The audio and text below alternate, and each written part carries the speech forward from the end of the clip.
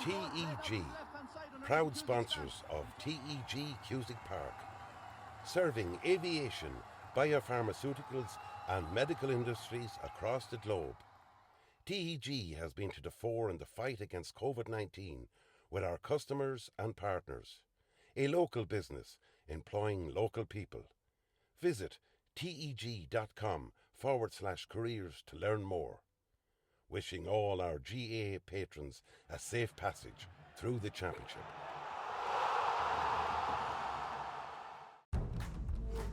Sevens Coaches, proud sponsor of Westmeath GAA Hurling Championships. Clark's Bar, wishing all teams the very best today. MJ Stone Building and Developments, proud sponsor of Westmeath GAA. Cusick Park pitch is 145 metres long. Imagine 3 of these bridge beams would make up the length of the pitch. Now transport 30 of them from Harney to Kildare. A challenge overcome by a great team with the support of a great community. My name is Pat Barrett, Project Manager, Shay Murtagh Precast.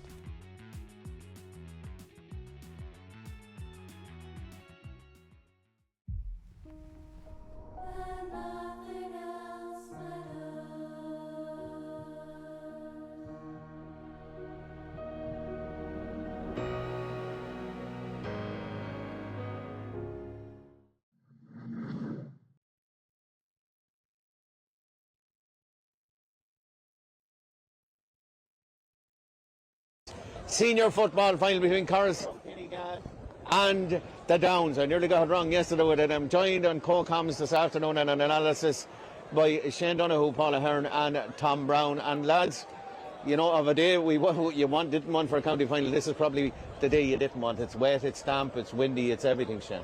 Yeah, it's going to be tough, Paul. We had it here a couple of years ago when the Downs overturned Lomond. So it'll bring back nice memories for them, but it's not ideal for football. But these lads are well prepared, they're well conditioned. It's all about accuracy today. They'll play with pace and power. It's just about how accurate they can keep the game in the sloppy conditions. Yeah, and Paul Ahern, Kinnegad probably coming in as underdogs here today, you know, but they're coming in on a bit of a wet sail, having said that as well, after beating the defending champions at Lomans in a semi-final. The Downs really weren't overly tested by Mullingar Shamrocks in that semi-final. That's going to be an interesting thing to weigh up as well. Kinnegad have been building through the year. Started not great, but things just progressed for them and progressed for them and progressed for them. And look, nobody's got any big expectations. Everyone's got the Downs as raging hot favourites. And if you're coming in being that much of an underdog, you have nothing to lose and everything to gain, and you know, I think they'll be well up for it. And really, I think, given the weather conditions, it's going to be a lot tighter game than people would have predicted earlier. Yeah, and probably, Tom, weather conditions are going to play a huge part in this game. It probably levels the playing field. Is that fair to say? Yeah, definitely. You're playing against the elements as well. But something Shane has been saying over the last couple of weeks about Kinnegad, which I think brings it a little bit closer together, is they've found something. During the year, they found something in that game, the last group game, and they've kind of spearheaded their season on that. It's very easy to say things are going wrong, but most managers and most teams don't actually find that solution during the season. Kinnegad have done so, and they turn over St. Lomans in the semi-final. We've been here for the last 10 years. We can't deter on that, but the team that have trailblazed through the championship so far, the Downs, and it's going to be a tough ask for Kinnegad to try beat them, but definitely the weather and definitely what Shane has been saying over the last couple of years, that little bit that they found is going to bring it a little bit closer together. Yeah, and speaking of that bit they found, Paul Ahern, we were chatting to Jack Cooney in the pre-match interviews as well. They were 8 minutes away from being relegated out of Division A. 8 minutes, 8 points down with 8 minutes to go, and they've turned their season around. One of the catalysts for that, I have to say, was the reintroduction or coming back of Josh Gahan. He has made a huge difference to this Kinnegad side. Yeah, if you look through that Kinnegad side, yeah, they were nearly out, but when the shackles came off and they had to go for I agree with you. They opened up, and I think, for me the question is how does Jack decide to play today? Yeah. Does he kind of play it tight, defensive given the conditions, or does he let that forward line have its head and go at it? Because they've been quite electric when they actually go at it, and There's like Ger Leach, Sharon Giles, Callum Cruz, Dan Leach. Yeah. You know, all like really, really good forwards have all stood out in different games. The difficulty for Kinnegad is they haven't done it for 60 minutes consistently, all of them. But if they fire, they can really put it up to the Downs. And Shane, we talked to Dermot Power as well during the week in relation to the game. It's his first year with the Downs. He's knocked a really, really good tune out of this Downs side. You know, we know they're good footballers. We know, but he has added a little bit of an extra dimension, I think, to this Downs side. He has, and I think the credit that the players are giving him is his man management His style. testament, yeah. Man management style, his ability to get guys to get that little bit more out of them, a little bit more focused, a little bit more professional. But you have to look at the age profile of this Downs team from winning in 2022. They're an absolutely mature team now in the prime. Most of them are just coming into their prime.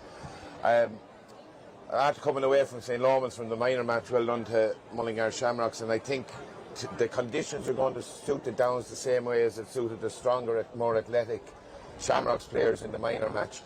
They're so physically conditioned. They're fantastic, and I think it will play into their hands, that power that they have to maybe the last 20 minutes, because this is going to be a draining pitch, Paul.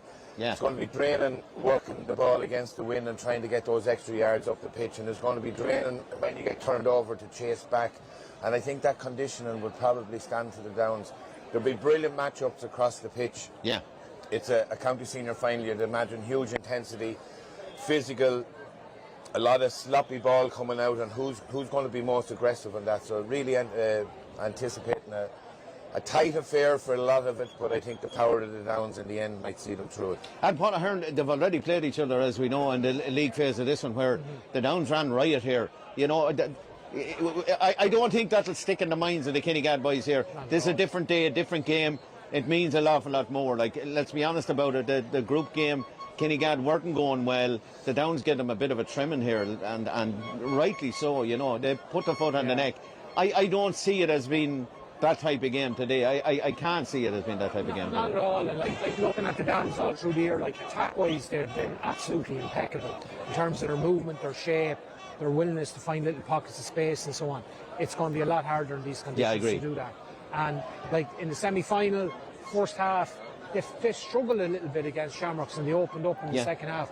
I think they're very dependent for Kinnegad. If they can shut down Ian Martin and Luke, you know, where the score is going to come from then for the Downs, and that's the big question mark I have in my mind in relation to it. Yeah, well, that's a lot of conundrums there that we're going to figure through. We chatted to the both team managers earlier on this week, Dermot Power for the Downs, and first of all we chatted to show their appreciation and welcome. We chatted to Jack Cooney from Kinnegad, and Murtagh Town man coming in behind us. So we're going to pass over to the interviews. We'll be back again in a few minutes, do a little bit more further analysis. But for the moment, we'll go to the managers' interviews. I'm here with Jack Cooney, manager of Kinnegad, and Jack, after a long battle, I suppose, and ups and downs over the year, it's back to county final again for Kinnegad. And as I said to Dermot Power, the Downs manager, this is surely the goal at the start of the year was to get back here to Cusack Park on final day and a chance to win the Flanagan Cup. Yeah, for sure, and sure, it's the goal of every team, you know, when they start out on the first round of the championship, whatever number of months it is ago now, but we've had a fair bumpy road now to get here, and it's almost creeped up on us. You know, we've been literally just hanging in there and surviving, and lucky to get through, and got a couple of results, and now we're in a final, and looking forward to it. It looked a long way in the distance 8 minutes to go against Athlone, I suppose, in the last group game. You can see that doesn't matter. That doesn't matter now. You know, the players, I suppose, have shown great resilience and great hunger, I suppose, to get back, to dig themselves out of that hole. And, you know, let's be honest, they've won the quarter-final, won the semi-final quite comfortably, it must be said as well. And going into the final with plenty of chances to create a bit of history and get the cup back into Kinnegad. Yeah, you look at with 8 minutes ago or 10 minutes ago against Athlone, we were all looking for the exit gates. Now, I'm not going to lie to you, we couldn't get out there quick enough. But the lads found something, you know, they found something in the belly, and came back and won that, and got us scraped into a quarter final. Quick turnaround against Colliery, found a bit of form there. Might have helped, Jack, the fact that it was a quick turnaround. I probably agree. And then you have a 2 weeks. It's easy to get up for St. Lomans. That was a big game for us, and it's always extra special playing county champions as well. You raise your game for that, and you're into the semi-final. You have an hour to compete, do your best, seeking you get to a final. We got that prize now, and you're going into a final having beat the county champions, Jack. And playing some lovely football into the bargain as well. Let's not forget that. The new rules have certainly made a huge difference to Kinnegad, as they have to a lot of teams here in the championship that we've watched so far this season. And they'll be certainly up for it. Yeah, and look, we had a few lads away for a lot of the games, the earlier group games. They came back, they added a new energy to the group. And they're all back, and we're all back out there together training, and isn't it a great time of year to be at it? We're at it over 10 months now at this stage, preparing for this week and this game, and really looking forward to it. Many other teams will bite their hand off to be in the position that you're in. Possibly. And look, we're under no illusion. We're delighted and we're privileged to be in this position, and we're really looking forward to it. And we're delighted that we have the chance to watch local teams go head to head here at TEG Cusick Park. We're really looking forward to the county final day. We want to wish Jack, your team, and indeed Kinnegad the very, very best of luck in the county final. Thanks a million, Paul. I'm here with Dermot Power, manager of the Down senior football team. And Dermot, after heartbreak last year, and it's your first year in charge, to be back in a county final and to be going in, with a real good chance of bringing back the Flanagan Cup to the Downs, it surely has to be the goal at the start of the season. Oh, it was. I suppose, we started off trying to make sure that we'd bring a bit of consistency, and it was great to sort of make it straight into a semi-final. And I suppose making a final is always the goal really at the start of the year. Last year's defeat, it was very tough on the players and very tough on the supporters. And I was in the terrace. I had to watch it, absolutely. And I was in the terrace last year. Yeah. So I think it's been 368 days or something. Yeah. So it's not that we're counting. Yeah. But, or anything. But it shows great resilience in the players as well to come back from that. A horrible way to lose a game, and to come back from that and to play some wonderful football all season. They're the go-to team. If people want to see entertainment from a football match, the new rules have certainly helped the Downs in that regard. Oh, I believe in regard to, and unbeaten, probably the only unbeaten team in the championship this year. Yeah, I'd say, the new rules have certainly been a help. The solo and go alone, I think, is just a fantastic rule in itself. You spoke about the players, and having a resilience. To come back to the well, a second year, and some of those players have been involved for a number of years. So there's probably a certain amount of maturity in the team now, but they're playing good football. But there's always room for improvement, and that's what we're going to try and find over the next 2 weeks. There's a great hunger in the players, I've noticed, particularly over the last 4 or 5 games. There's a huge hunger in them. It's not. They're not happy now to be winning by 1 and 2 points. They want to press on. They want to put the foot on the neck of the opponent and really show the quality side that they are. Yeah, I don't want to dwell on last year. Yeah. Okay, because that's in the past. Yeah. But if you were a player, are you not going to be thinking about it? Yeah. Of course you are. Of course you are. And the players wanted to go out and play as well as they can, and I think they're showing that on the pitch as well, and certainly training is fairly spicy as well. Yeah, and of course the juniors went very, very well this year as well. They did. So there's a squad of a huge squad of a training squad, I presume, up there in the Downs as well, which is a major help. Yeah, it is, and I suppose the hardest thing for the management team is to put 15 players on the pitch, and it really is. And I think that sometimes people pay lip service to that, but when you're on the pitch 3 nights a week with those 25 or 30 players, and then it comes down to the week of a game, and you have to narrow it down to 15. That is tough. You know, like yeah, it but is as tough. we've seen, Dermot, over the last number of years, it's a 20-man game nearly now at this stage, and to be able to look to the bench and see the calibre of player that you're bringing on as well is a huge fillip to that. Of course, the local derby against Kinnegad here, it's one that whets the appetite for us neutrals, I would suggest. Yeah, like I called into the plaza this morning for some petrol on the way to Dublin, and you trip over the amount of flags around the place. Absolutely, you know. Yeah. So look, for some people it probably adds something to it. Yeah. But for us, whether it's Turles Pass, whether it's Shamrocks, whether it's Lomans, or whether it's Kinnegad, not that it doesn't matter. It does matter, but your focus is on the final. Your focus is on whatever team you're playing against, and you have to prepare accordingly, you know. And you've done that amazingly well so far. In fairness to the Downs, we want to wish you all the very, very best of luck in the county final here against Kinnegad. And hopefully we'll get a good day and a good game. And you never know, you could be celebrating out in the Downs again. Fingers crossed. Thank you. Tom Shoes. Yeah, that's the word from the camps from Kinnegad and from the Downs. And Tom Brown, you said we had to come to you now, so you're coming with words of wisdom here at the moment. Give us a prediction. Who do you think is going to win this game today? I think if Kinnegad do it, it'll be Jack Cooney's one of his biggest achievements, but I can't see anything other than a Downs victory. I can understand how Kinnegad will stop the Downs in a couple of attacks and maybe court them a little bit, but I can't see them getting enough scores to win it. Yeah, no, look, I mean, the Downs are raging hot favourites, but I just think Kinnegad might come with a plan to stop that forward line, getting the big score, and then it's just a question whether those forwards for Kinnegad fire. So I'm going to go Kinnegad. Yeah, I haven't hit it all week. I think the Downs will win it. I think the middle of the field, the Downs are going to win that battle in the middle of the field when it gets physical, it gets powerful, and to win clean ball in the middle of the air. They have the firepower. Kinnegad are next to the side. They'll put up a big battle, but I just can't see past the Downs. And my mother-in-law's a Downs woman, so I don't want to get in trouble at home either. I mean, you get in trouble at home with your mother-in-law. Well, it could happen, Paul, it could happen.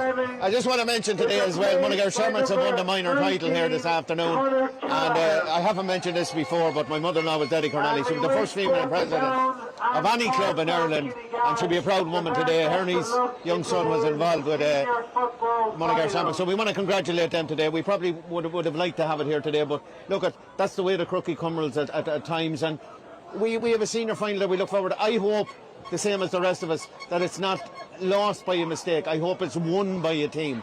You know what I mean? I don't want it to be lost by a silly mistake by somebody. I want it to be won by somebody. Is that fair to say, Shane? Yeah, and I'd imagine we'll have quite a bit to talk about at half time, Paul, when we get back to it, because these games develop a life of their own, and especially county final, and all the preparation goes into it. But conditions this time of year, winter football, if you wanted, there's lads, I see Joey Moore quite strapped up, and that could be a deal for the Downs, because I'd imagine he's going to match up with Giles in their forward line, try and stifle that. But look, we'll have a lot to talk about at half time, I think. Yeah, we'll have a lot to talk about at half time, but for the moment we're going to pass up to the Crow's Nest. Ray Gavin is on commentary for you for the rest of the afternoon, and he's joined up there by Alan Mangan. So it's up to Ray in the Crow's Nest. Do enjoy it. I hope you're enjoying our coverage here on ERV TV. We'll be back with you at half time. Do stay with us and enjoy the game.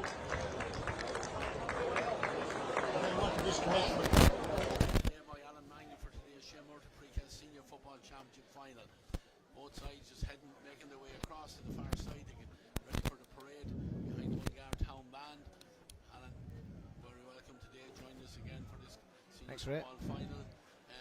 Conditions are not ideal, far from it for football, but it'll be the same for both sides. So I'm looking forward to a cracking, interesting game of football. Absolutely, it's very blustery here today. Wind going straight down the pitch from the Dunstores end down into the apartment end. Looking forward to a real good game. It's going to be tight. It's going to make it even tighter than people may have thought it would have been, because obviously a lot of people around thinking the Downs are firm favourites for this match, Ray, but the weather is probably going to bring it back a little bit tighter than that. Yeah, absolutely. Look, Alan, when the band are going through the parade, we're going to give out the teams to our viewers at home. I think we're starting with the Coralstown Kinnegad team first of all. And the couple of changes on their side, but we'll get to them.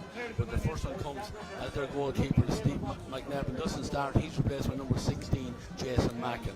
In the full back line, Owen O'Brien is at 2, Danny Woods full back at 3, and the second change comes at left corner back where Podge Quinn, number 17, replaces Kieran Daly Senior. The half back line, Owen Bracken at 5, David Joyce at 6, and Josh Gahan at 7. Middle of the field for Kinnegad, Kieran Daly Jr. wearing 8 and Green Cooney at 9. Half forward line is James Maxwell at 10 and Ger Leach at 11, Darren Giles at 12. And the inside line with Dan Leach at 13, Callum Cruz at 14, and coming in at the top of the left replacing Shane Fleming is number 19, Conor Callahan. The Downs line out as follows. Their goalkeeper is Trevor Martin. A full back line of Aina Burke at 2, Charlie Drum the full back at 3, and Peter Murray at 4. In the half back line, Oisin Murphy's at 5, Kieran Nolan at 6, and Joe Moore at 7. Middle of the field, Jonathan Lynham at 8 and Billy Moffat at 9. Half forward line, Kevin Sullivan at 10, Ian Martin 11, and Lorcan Mullen at 12. Luke Loughlin at 13, Dean Egerton at 14, and Tom Jude completes the Downs line up wearing number 15. Alan, we have a fabulous crowd in here today. I was in Kinnegad this morning. The whole place is decked out in red and white. The Downs no different here as well. This is a novel final. This is a novel pair, never played in the county final before, so I suppose huge interest and a local derby to go. Yeah, I don't know, I could be wrong, but I think many moons ago these two clubs used to join together to play in premier competitions underage. I think Coralstown, Kinnegad and the Downs used to play together, so that's how close they are to one another. It's going to be a massive game. The matchups are going to be unbelievable. I like just looking at it, I'm guessing that Owen O'Brien might pick up Luke. That's going to be a massive battle for Owen O'Brien to try and get the better.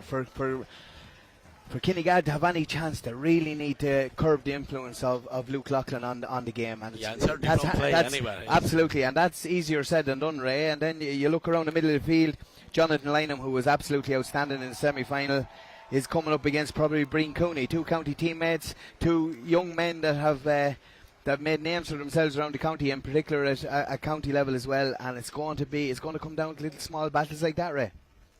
Yeah, Josh Gahan is another player that we've enjoyed watching him last year, and he come back from America this year, and it's well known that with 10 minutes to go in the last group game, Athlone were on the verge of beating Athlone. We're just going to hold on here because we're going to have a minute's silence here at the minute. It's in memory of the late Don Murtagh from the Downs, former Downs and Westmeath footballer.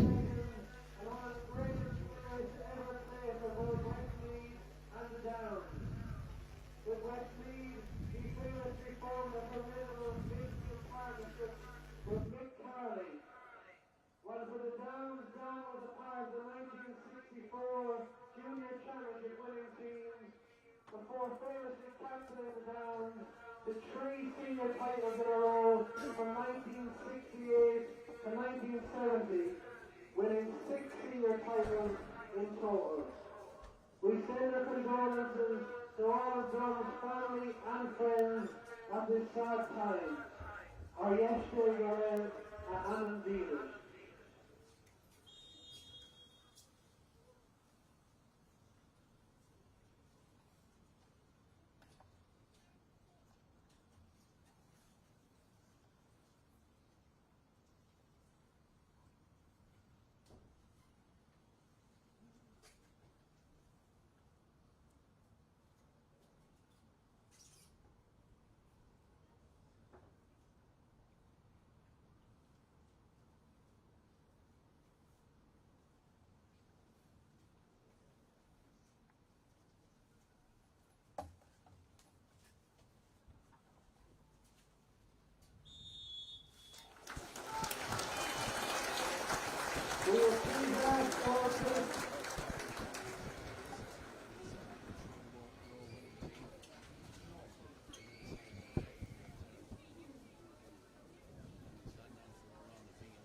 Both sides all united down on each sideline here down below us. Actually, before that, we're going to have a board announcement from County Board Chairman Frank Maskell just to looking at the two teams down below us here. They've all gone to the sideline, just a little bit different. We normally have 15 players on the field, maybe the starting team out there. The players on both sidelines now keeping in their group together. Just as an interesting change to the whole thing. Yeah, no, it's something that we would have done ourselves over the last few years. We're in the county final with Coralstown.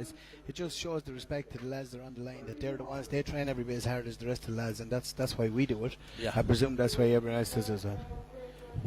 Also, a quick word about Enda Kenny, the referee. You know him well, Alan. Enda's a great man, very good ref, to be fair. Very few games you come away from where you're talking about Enda, which is always a good sign. Absolutely. We're going to have Aaron Levine. I think he's going to be signed today, or played certainly by the Mullingar Town Band.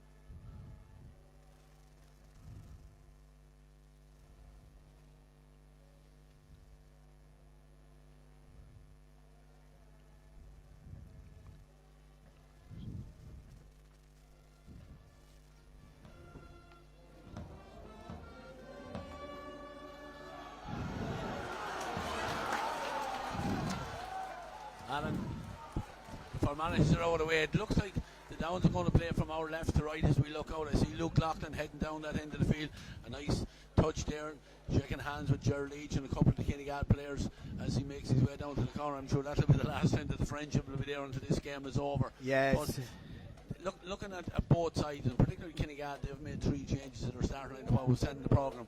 But I would expect that those 3 players will feature in this game at some stage. Yeah, I'd say so. And sure, most teams nowadays, Ray, are trying to finish with their strongest team, so it's not quite as ruthless as it used to be years ago, that you'll always pick your best 15. A lot of teams try and keep 2 or 3 lads back and hopefully finish strong. Yeah. Jonathan Lynham, you called it, Alan. Jonathan Lynham and Breen Coney, the 2 out in the middle of the field.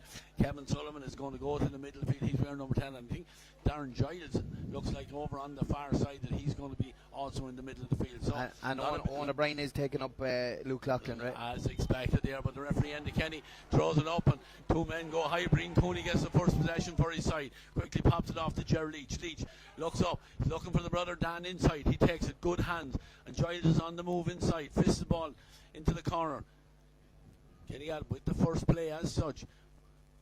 Gerald Leach involved again. Gerald came onto the side on, and we were just talking there, with 10 minutes to go in the last group game. It looked like Kinnegad were going out with the championship. Here we are in the county final. Gerald Leach has played an integral part of that move from the quarter final into this stage. Absolutely, and especially the 2 lads, Josh Gahan and Jack Thorpe, back from America. Them 2 lads in particular are after adding a lot of power to their team. James Maxwell carrying this one forward in there to take it on the loop and come back out the field. They're number 17, Podge Quinn. Podge is listed at the start at cornerback, but he's gone right forward now as Breen Coney goes right across the pitch with the ball. Kinnegad just holding that possession. The Downs not getting a touch as such yet. The ball is played inside, but good defending there by the Downs. I think it was Anna Berkeley just got an arm in on it there, and Darren Giles is brave then to go down on the ball. Dan Leach adds to it into Jerno. David Giles is spare in the centre. He has Podge Quinn available here if he needs to use him. Podge takes on the ball here. Is about to be fronted by his marker, the number 5 there. That's Oisin Murphy, but rain starts to fall here in TG Cusick Park. Josh Gahan. Josh soling forward, fisted in then.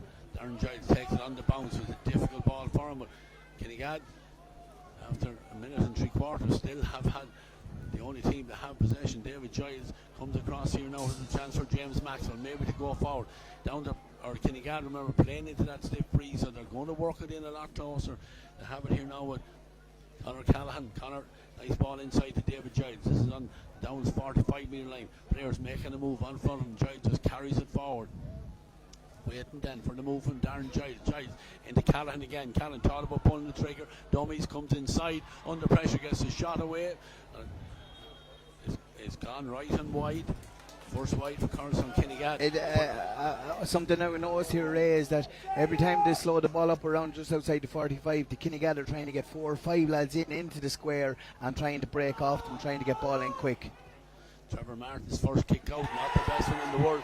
Straight into the grateful arms of Josh Gallen. Now Darren Giles coming on the move, bouncing off one tackle, has a look at the post with the left foot, and we have the opening score of Shay Murtagh 2025 senior football final, and it comes from the men from Coralstown Kinnegad, and in particular off the left foot, Darren Giles. Yeah, came on to that strongly. It just goes to show if you give away a kick out short like that, not getting out the whole way to midfield, and it was cut out, it gave them a bit of momentum, and Darren with a great score off the left. Yeah, the kick out this time goes long out to the middle of the field, but it's broke on the breaking ball. It's Podge Quinn there, Podge into Darren Giles, and Coralstown Kinnegad having Kieran Daly Jr. gets a touch on it here now, and Breen just looks up, straightens the line and pops a little ball on. He's gone on the move, and Danny Woods is the full back, and we become accustomed to seeing him breaking forward from the full back position. A big powerful man, Jerry Leach. Jerry looks up into the brother Dan again. Many times we said that so far, and it's back now to Jerry again. Jerry, is he going to take the shot on? He is indeed, but under pressure that time. White number 2 for Coralstown Kinnegad, but Downs yet to get it in any sort of possession at all. Well, that's it, and the longer Kinnegad, like Jack could be hoping that the longer Kinnegad can keep possession in this first half when they're playing against the wind, all the better. They're just going to put a big press in this kick out, hope that they go long and fight for every ball 50-50. Yeah, there is a bit of space right down the centre, but I see Jason Mackin, the goalkeeper, out finning up some of that, and the kick out goes off the hand there of Darren Giles, but a lovely little flick there from Luke Loughlin, and the Downs have possession finally in their hands. Have it in the centres. His ball inside, but it was a little bit of a 50-50 ball. He was asking an awful lot there of Joe Moore, and I noticed Joe Moore in the warm-up, he's got his tie heavily strapped. Whoa, big hit there, Johnny Lynham, two number 8's coming together, and Kevin Sullivan's man to capitalise going forward. Now Tom Jude on the run with the left foot, fires it in, and we have the equalising score coming from the left foot of that man. What a hit in the middle of the field there he lined him up lovely. Kieran Daly just got possession, and literally Jonathan Lynham met him full force. Great, brilliantly dispossessed, great ball in, and a super score from Tom Chew up the left with his first touch in the county final. Yeah, he never had a look at all, but I suppose the one thing that ball post never moved. No. Jason Mackin, Jason's first kick out, we see it hanging in the breeze. Johnny Lyon misjudged it there, but Oisin Murphy is there for the breaking ball, pulled to the ground, gets the free, and he gets it off quickly because Dean Egrin is making a run forward. He's on the 20-metre line. Dan Woods trying to hold him up there, but Egrin is strong, holds the ball. Red and white jerseys coming around the Downs man, being forced into the corner, good defending here, and you know, it's greeted almost like a score there as Coralstown Kinnegad win the turnover. Brilliant work from Podge Quinn, got in to double up with Dan Woods, and that's what these games are all about. If you can double up as often as possible in this type of weather, you'll get more often than not, you'll get turnovers. Yeah, the free was taken and quickly moved over to the right side, and Owen Bracken is over there as well to spin away from a couple of players, gives it into Maxwell inside now to David Giles, and Giles just settled things down, comes across the pitch here. In fact, Giles had given it inside. Now the midfielder is Kieran Daly Jr. He now carries it forward, closed down, and has James Maxwell over there on that far side. You have Podge Quinn sneaking up here on the left-hand side. You haven't seen him yet. If they can get the ball across here, he's in a world of space. Yeah, Owen Bracken involved over there on that far side. Gerald Leach involved as the ball goes to ground, but Kinnegad holding on to it over on that far side. They eventually do spread it across in centre where David Giles is available. Spare man over on this side. David Giles not opting to take it, but instead Tottenham sucked in a couple of players there and gets a man coming inside, and the ball is fired over the park. James Maxwell, lovely score there from Maxwell, and said hello, how are you to a Downs player as he was coming out there, but nothing in that one. But certainly Maxwell and these Coralstown Kinnegad lads are fired up, Alan. No, and the thing about it is they're being very patient and very composed on the ball, and the Downs just need to get their hands on it. Yeah, they have to kick out here now, but they're being forced back in. Peter Murray under a little bit of pressure there, but as well, the two cornerbacks are combining over there on that far side of the field. They need to get it more into the centre, and to do through Kieran Nolan. Nolan gives it across here now as a chance for the Downs to come forward with it here. Cross into the Kinnegad. Charlie Drum, the big full back, coming out from his normal position. Referee is playing an advantage. Johnny Lynham lays it on over to the far side. In towards Tom Malloy. Tom, ball almost knocked away from, so the referee allowing no more advantage, so he's going to come back and he's going to award the free. This free with the breeze on his back. Is he Luke making his way out? Well, in fairness to the ref there, he only has 6 seconds to make his mind up, and with that sort of wind, Luke might be just willing to give this a go. No, he obviously isn't. No, looks around and gives it back here to Charlie Drummond. Charlie, with no one picking him up, he's encouraged to go forward. Has Oisin Murphy here on his right hand side. If he wants to use him, he does tap it over to Murphy. And back now to Luke Loughlin. Luke, this matchup, I think we're going to see quite a bit of it. Owen O'Brien picking him up as Luke lays the ball off over to the far side. Opportunity here. Downsman coming right into the attack here, but running out of play space there. And given over in the tackle there and the free out of the I think it was a corner back. I think it was Peter Murray that was going forward there. Was it Peter Murphy or Raina Burke? So that corner forward getting caught, or corner back getting caught in possession in a corner forward position, right? Bring Coney. Oh, he gives the possession away there. Tom Chute was alert to it, and now there's a chance for Joe Moore to get involved in the attack as well. This time the shot is in over the shoulder, but it's dangerous. Bouncing inside, and it's in the net. It's in the back of the net. Just see who it was that got on the end of it. Is it Kevin Sullivan, I think it was, that crept in there. He got in. It was a tricky ball, and it was probably mishit on it. It was one of those balls. It was half blocked. Yeah, it's half locked down. And credit Kevin Sullivan. He kept his eye on the ball. He didn't give up, and it got in front of the keeper, behind the defender. Goal number 1 after just over 9 minutes, and then Johnny Lynham goes to the sky, and there's another great chance here for the full forward there this time, and it's Dean Egerton. Dean quickly turns around side, keep that scoreboard ticking over, popped it over the bar, and from trailing 2 points to 1, the Downs now ahead 1-2 to 2 points. But going back to the goal rate, they are the most dangerous ball in Gaelic football at the minute. Are the ones that are half blocked, that are just dropping short. The goalie doesn't know whether to come or go. James Maxwell got caught. He didn't know whether his goalie was going to come for it either, and Kevin Sullivan got a hand in. But then a very quick kick out, and they gave it away, and Jonathan Lynham set up a great score for Dean Egerton. Yeah, Egerton involved here again as he gets in, and Podge Quinn as he was going for the ball. The ball is on the ground, but Dean Egerton was being pulled back and being fouled, and I think the referee is going to bring the ball up here now. Yes, he is indeed. Signal, and this now becomes... These are sort of freeze red. With the new rules, you can't afford to do what they're after doing. They kick the ball away, threw it away, didn't give it back. It's been brought forward 50 metres, and I would say Luke, with the wind, will come back outside the 2 point zone to have a go. Yeah, he's certainly looking around him. Referee Andy Kenny is in there. I'm surprised that he's not with the wind. I'm surprised that he's not having a go at it. Yeah, referee putting down a bit of white paint as such for Luke, but it is only a 1 point attempt to suit Luke on his left foot. Probably couldn't get much an easier opportunity to get his first kick away, and Luke makes absolutely a mistake. Taps it over the bar. But they had possession there, Ray. They slowed it down enough. The goalie needs to just take his time. Let the ref give out to you. Let the ref give out to you once and slow it down. Get as much out of it as possible. But the one possession and just give it back cheaply. Jason Mackin, he's back there on the 20-metre line. He's side trail, 1 goal and 3 points to 2 points. We're just gone over 11 minutes. The sky's down. Gives a shot to Dan Wood. Dan does very well to give it inside. But the Downs putting the press on. But Josh Gahan gets it on quickly here now. And David Giles there, not on the same wavelength there as his teammate there, Josh Gahan. The ball handed away. Johnny Lynham steps in there, gets the foul, and free for the Downs. And Luke now from probably 55 metres or so, he's looking around, don't think he's going to take the shot on. He's done the full 360 and now decides with nothing else on, he's going to give it in. Now there's no Downs player inside the 20-metre line until Dean Egerton now makes his way in, and then Luke goes short with it. The goal scorer, Kevin Sullivan, involved here in this one. Back now with Tom Chute to Loughlin again, and they're on the loop around. And Joe Moore, Joe from the edge of the D, thought about taking the shot on, gives it back to Kieran Nolan. Cross now to Charlie Drum. Oisin Murphy is here available on this side, and if he wants to use instead, he gives it to one of the joint captains, that's Ian Martin.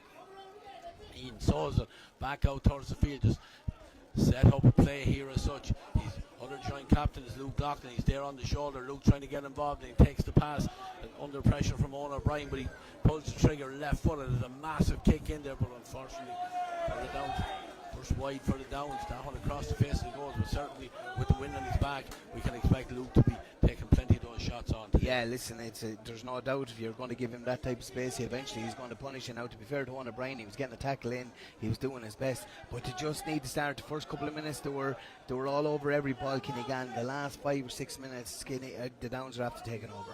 Jason Mackin has gone long with his kick out into the centre. A couple of players going high looking to get on.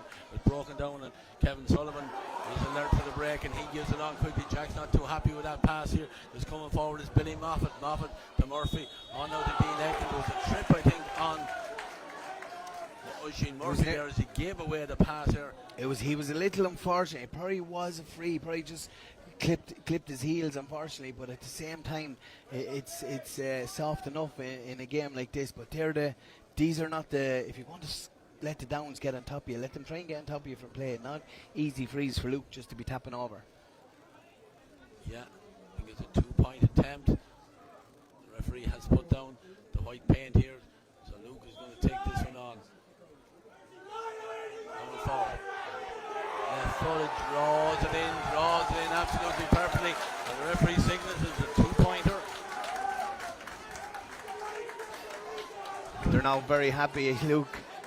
Like most free takers, took a few yards there. I think he took about 6 or 7 and got away with it. Yeah, and I know that somebody has passed a comment here. Why did you bother drawing the line if you're not going to keep him to the rule and to the mark? Because I think that should have been called back, Alan, for passing. It probably should have, but at the same time, it was a great strike from Luke.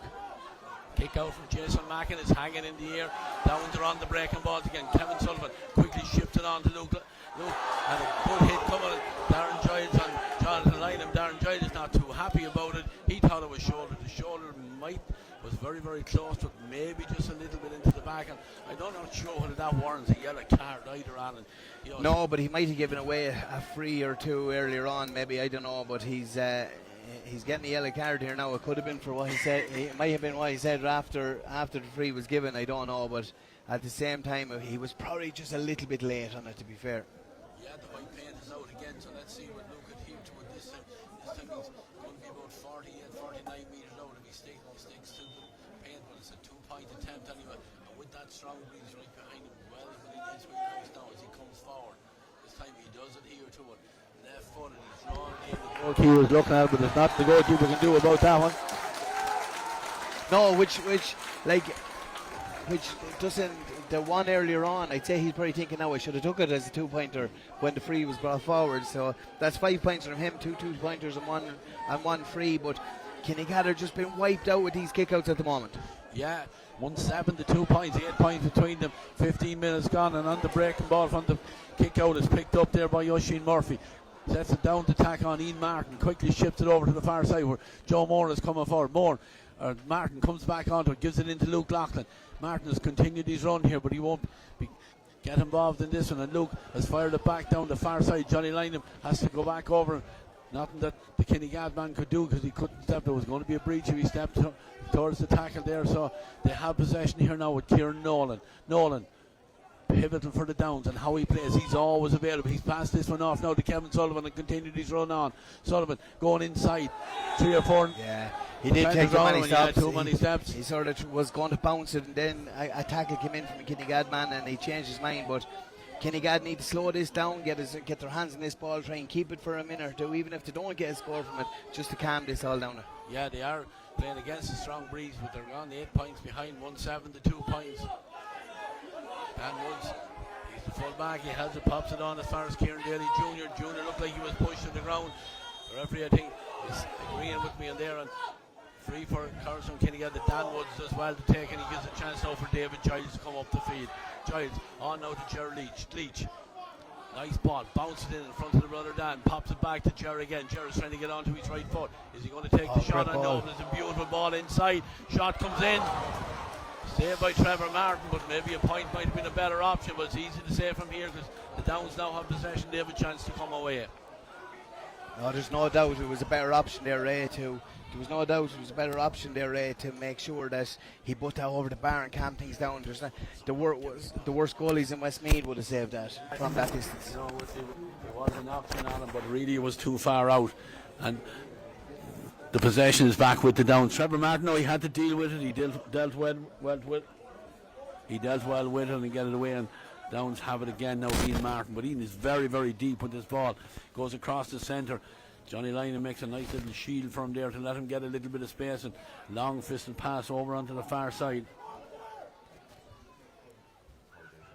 Yeah, I think my sound may not be the best. I'm coming across it clear, but apologies for that. Hopefully we have it rectified now. But the Downs have possession. Charlie Drum takes it forward here now, and Dean Egerton. Dean has Oisin Murphy coming here on his right hand side. Murphy thought about taking the shot on maybe with the outside of that right foot, but Luke will come in, and Luke won't need a second invite to pull the trigger on that one. But ball straight into the midriff there of Jason Mackin. Mackin starts an attack over on the far side. The two wing backs combined. That's Owen Bracken and Josh Gahan.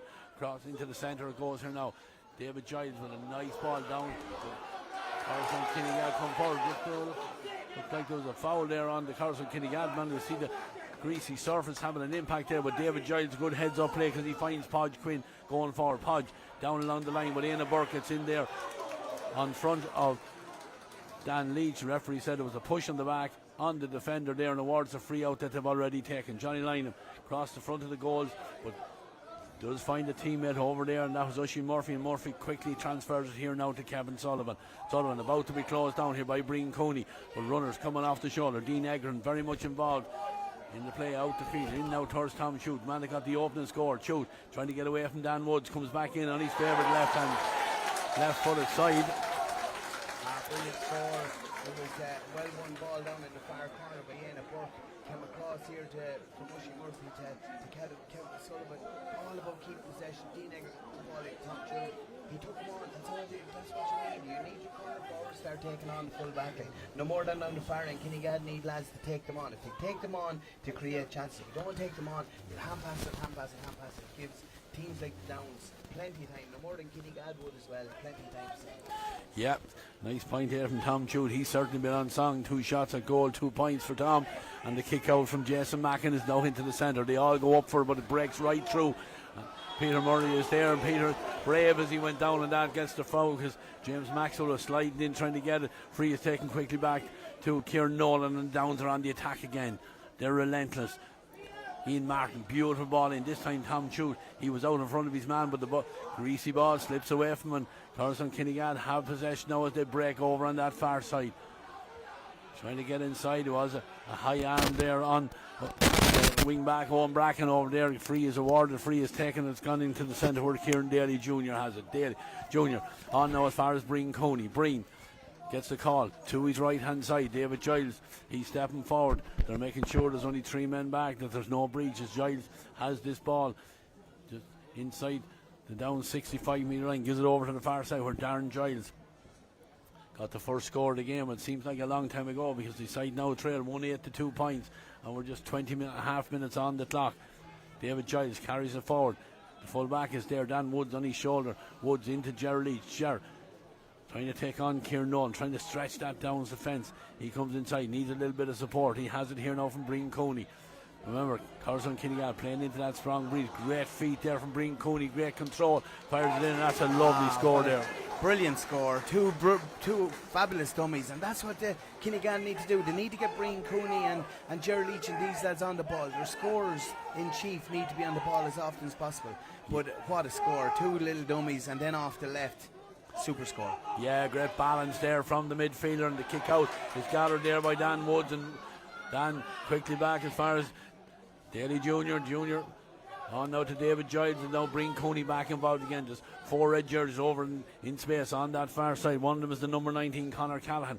Conor carries it forward, has a teammate off his right shoulder. Over on the far side is Josh Gahan, even though he's wearing number 7. He's playing a lot down that right hand side of that attack there, and the ball nicely in as far as Junior here again. Junior at speed, trying to take on his man, needs a little bit of support. Bounce it, goes into the tackle, has to let the ball go for fear of being fouled. Down swarmed around it with the ball not won, and Gerald Leach opportunistic. Gerald's attempted pass inside there is intercepted straight to Joe Moore, and the Downs now will turn the fence into attack. They're on the move here. Ian Martin carrying it forward. Little ball inside to Dean Egerton. Egerton goes across into the centre, looking for a teammate to come towards him. That's Luke Loughlin. Luke sees that Oisin Murphy is in space here on his right hand side. Gives it forward as far as Tom Chute. Tom outside the 45 metre line. Back to Luke Loughlin, trying to set up the play. Kinnegad with Dan Woods sitting back in there on front of the D here now, but Kieran Nolan becomes that extra man as he comes forward for his side, holds the ball. Luke demands it back off and takes it from him. He's looking around inside. Johnny Lynham is in there. He's the only attacker in there in front of the goals. Luke trying to get a little bit of space, but Dean Egerton takes it from him. Luke dummy to make the run inside. Slipped there as the defender tried to close him down, but the ball is back now with Johnny Lynham. He's covered some amount of ground already here as the ball is back there with Larkin Mullen. Mullen quickly over to Sullivan, who transferred it further across to the left hand side. Billy Moffat is there. Moffat back now to Joe Moore. Joe with the kick. It's going to cause danger because it's hanging in there. A lot of bodies around it, and then a foul on the Kinnegad man going down the ball there with Josh Gann. A little bit of a lazy foul there, and the free out of the Not work. what you'd expect from the Downs. Just a snapshot from Joe. Wouldn't be like him to take a shot like that. Just they need to be a little bit more composed once to get up. But a brilliant turnover. But you have to admire how quickly Kinnegad got back to make sure to shut it off.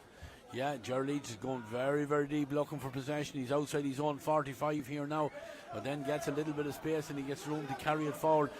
Again, lovely balance from the centre forward and clips a nice pass here to Podge Quinn. Podge, he's about to be shut down here, but tries to take on his man. He's Kevin Sullivan into bringing Cooney. Cooney back to Quinn again. Has he anyone coming off the right side? He has indeed. It's an opportunity here and the shot comes in low.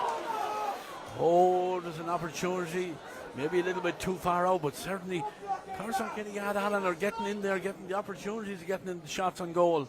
Yeah, they are. They're after getting two. They're after getting in twice. You just have to be a little bit like they're taking the shots from outside the 14. Like it would want to be just an absolute rasper into the top corner to make sure you score from that distance. But like they're playing against the wind. The 3 points scored. If they had tapped them 2 balls over the bar, it'd be 1-8 to 5 points, and you wouldn't be unhappy going in at half time, let's say. Absolutely. There was Conor Callahan who got in. There was great vision there. I think it was Gerald Leach. Gerald looks like he's not going to go for the shot, obviously with the strength of the breeze, and instead goes short back to Daly Jr. and Kieran back to Leach now, as the Downs have a lot of players back here in there, so they're going to have to maybe take on the shot from outside the arc or whatever, but it's now with Breen Cooney. Breen thought about pulling the trigger, but he steps inside Charlie Drum, but good tackling back there. I think that was Kevin Sullivan got a hand in, and he's there and available to take the pass there and could take it out of the fence here. Kieran Nolan quickly on to Ian Martin, but Ian just looks around and Joe Moore gives him the call, takes the ball off him, and on now as far as Billy Moffat. 25 minutes on the clock. 1-8 to 3 points in favour of the Downs as Kieran Nolan comes forward back as far as Dean Egerton. Egerton to Moffat. Ball is inside, and we see there the marking there of Owen O'Brien, because he was right on top of Luke Loughlin as Luke thought he was taking that ball unopposed. And Coralstown Kinnegad have the possession again here with Owen Bracken. Bracken gives it inside to Owen O'Brien. High tackle there. Foul committed there by Larkin Mullen. It's going to come back, I think, for the original foul. But certainly good defending there on that attack. In fairness, and Owen O'Brien. Owen O'Brien has been very, very good. Like I know Luke has been on a lot of ball, but at the same time, he hasn't been more than a yard away from him all the time. And we all know, look, Luke's the best footballer in Westmeath at the moment. Luke's the best footballer in Westmeath at the minute. There's no doubt in that, and they're trying to get him on as much possession as possible. So he's a monumental task ahead of him to try and curtail him from getting possession. But if he can keep him off the scoreboard, that's what his job is. Yeah, Gerald Leach, I'm just watching you on as you're talking there. The blood sub, the referee right there standing beside him, indicated immediately to the sideline that I think some blood on the chin there, it looks like. Gerald Leach just coming off. He's going to get a bit of treatment on. Let's see, they're certainly in no hurry. Gerald was the man that was there to take on the free. Don't know whether they're going to bring in a blood sub or not yet. They have it's Callum Cruz has come. Shane Fleming.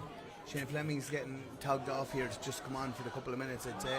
Yeah, Callum Cruz took the free, gave it on to David Giles, and Giles was tackled. And in rugby parlance, they've gained more ground than that one now, as we see Fleming is he going to come in? I think Gerald Leach may be okay. He is, yeah, no need to use the blood sub just yet. So Gerald Leach is going to come in, and Gerald is actually going to take this free as well. So no damage done as far as Coralstown Kinnegad are concerned. 1-8 to 3 points. They trailed just over 27 on the clock. Edge of the 2 point mark. I think it could very well be a 2 point free, right? Looks like he's going to kick. No, he's not going to kick it from the ground. He's just marking the area there. Not sure, can we see the line there? It's just outside. Yeah. Crucial kick now. It'll be a big kick because it's into the breeze, remember, and it's fairly strong as we look across at the flags over on the far side. Now let's see, how does Gerald Leach get on? Oh, he's drawn it in. Oh, that's a massive kick, but it's not over the bar, but it might be even better. It's a penalty. It is a penalty. The referee put his arms out straight away.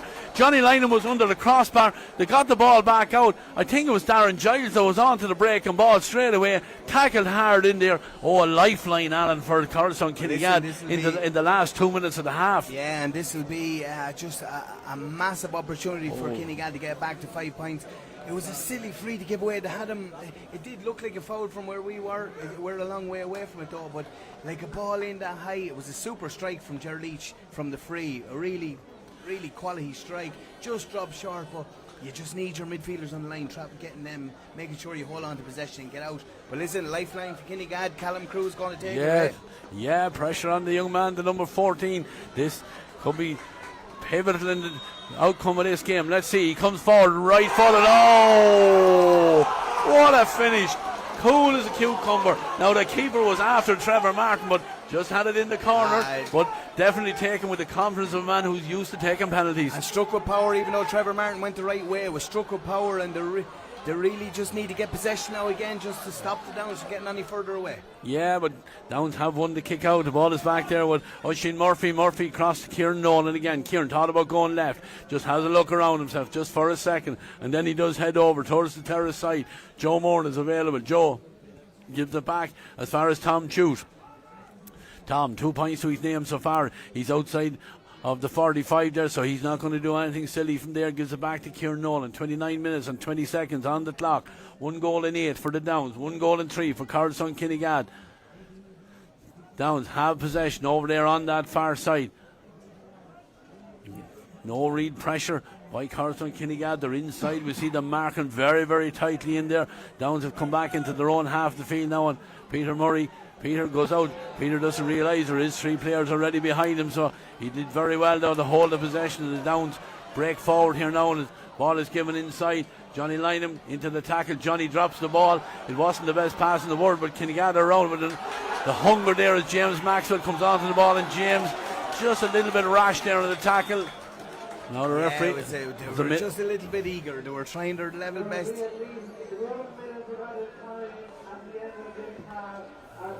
They were just a little bit eager to just try and get the fun. And now, to be honest, 3 Downs lads put their body on the line and just unfortunately weren't able to trap it. But they'll be trying. If they don't give away a score between now and half time, Ray, they won't be too unhappy going in half time. Yeah, 5 minutes at the minute, but Luke is lining up over this, and now there's a red yellow card given there to James Maxwell. But we'll watch as Luke is just making sure that his direct opponent here, Owen O'Brien, is back to required distance, and then Luke just decides that there's too much on it, so he goes back to Charlie Drum. Charlie comes forward.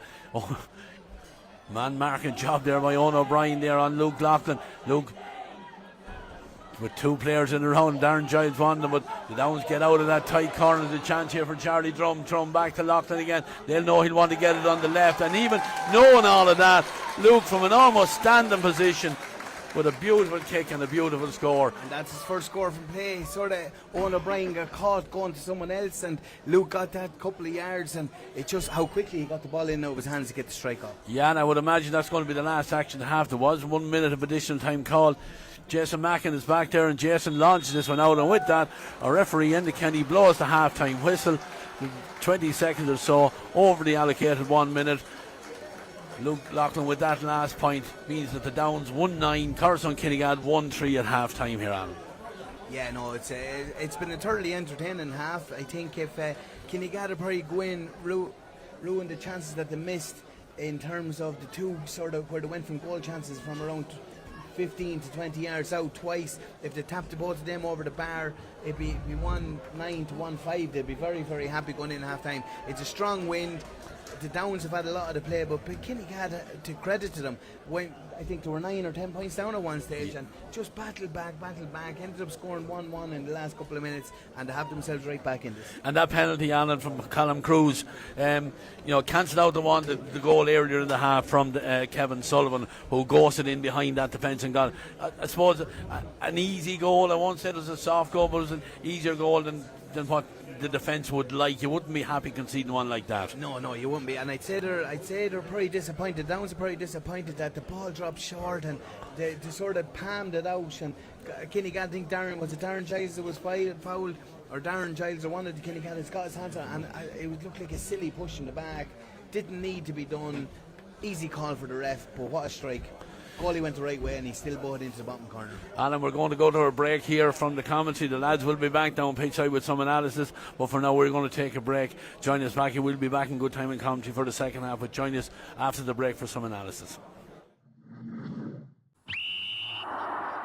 TEG, proud sponsors of TEG Cusick Park, serving aviation, biopharmaceuticals and medical industries across the globe.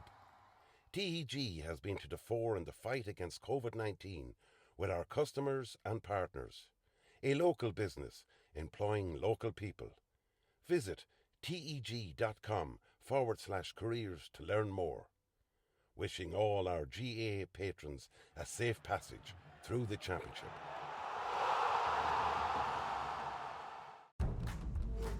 Seventh Coaches, proud sponsor of Westmeath GA Hurling Championships. Clark's Bar, wishing all teams the very best today. MJ Stone Building and Developments, proud sponsor of Westmeath GA. Cusick Park pitch is 145 metres long. Imagine 3 of these bridge beams would make up the length of the pitch. Now transport 30 of them from Harney to Kildare. A challenge overcome by a great team with the support of a great community. My name is Pat Barrett, Project Manager, Shay Murtagh Precast.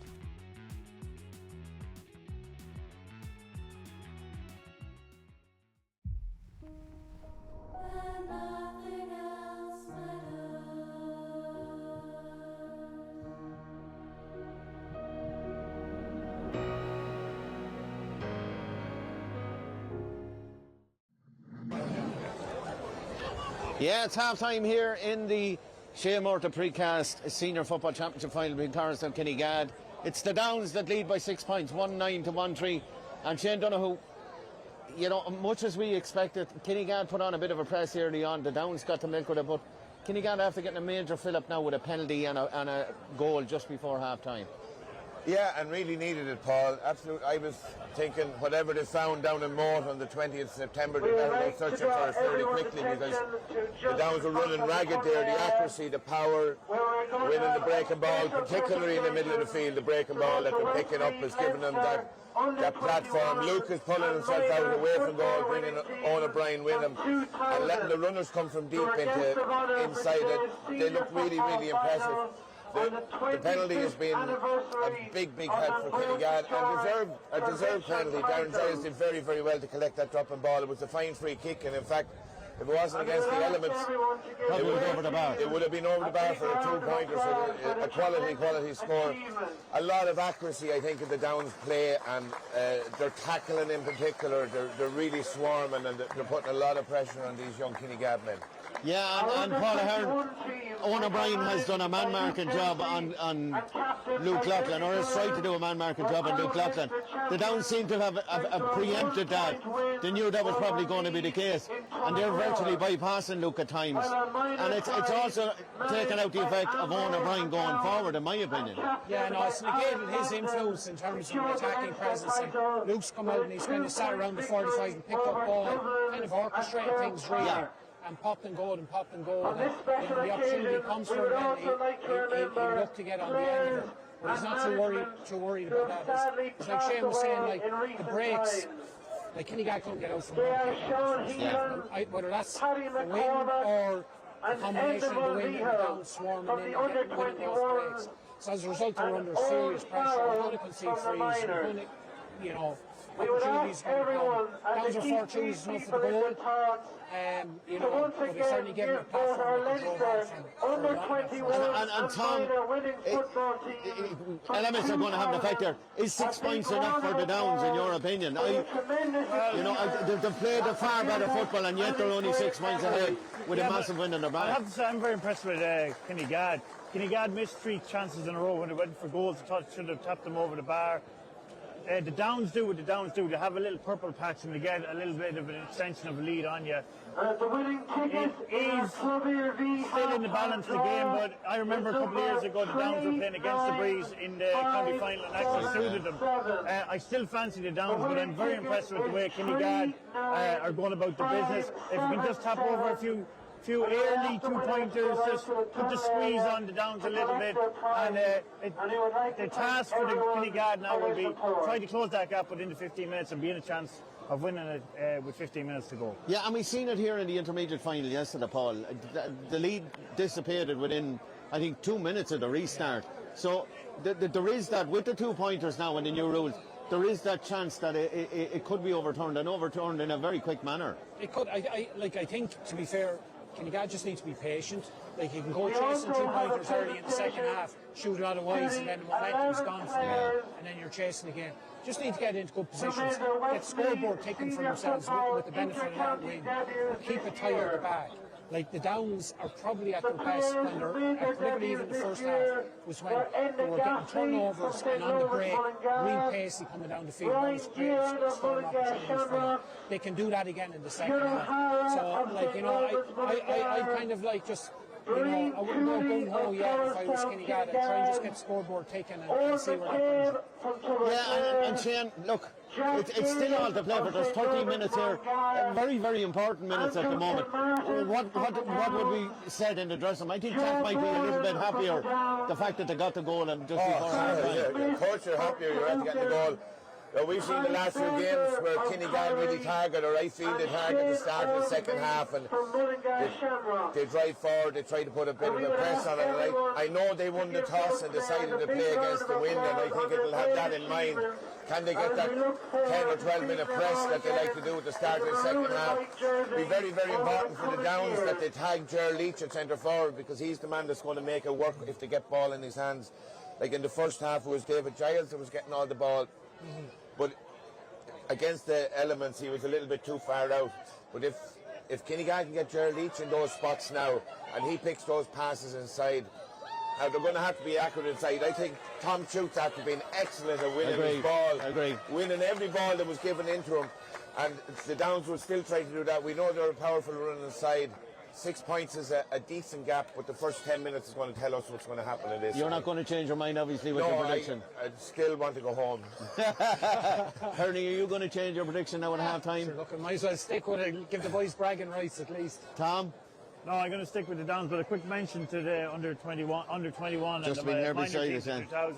Some fantastic footballers. Sadly, we lost. Were you one of them? I was, unfortunately, but I thought you said fantastic footballers, though. Yeah, well, a bit of an oxymoron, wasn't it? Sadly, we lost Tony Farrell. Honest to God, yeah. And we remember him today. On the day, and but a big kudos to those boys. They're legends of the game. I just hope it's not another 25 years before winning another minor or 20.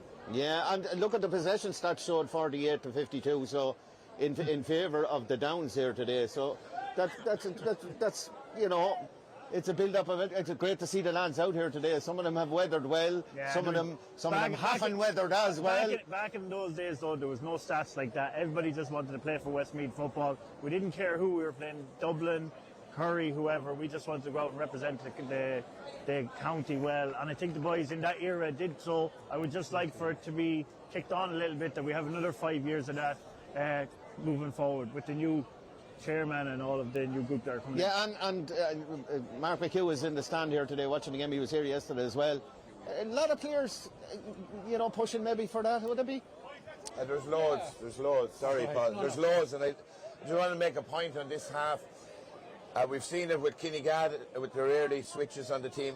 it's the subs benches and who's going to come in is going to make a difference here. And I see Niall Mitchell beside us for the Downs. Not an option today. He's an injury since the Mullingar Shamrocks game, and it could be small little things like that. We're going to go straight back up, so the second half is about to start here. We're on the way back up to Ray and to Alan in the Crow's Nest for commentary. We'll see you after the game. Sorry. TEG, proud sponsors of TEG Cusick Park, serving aviation, biopharmaceuticals and medical industries across the globe. TEG has been to the fore in the fight against COVID-19 with our customers and partners. A local business employing local people. Visit teg.com/careers to learn more. Wishing all our GAA patrons a safe passage through the championship.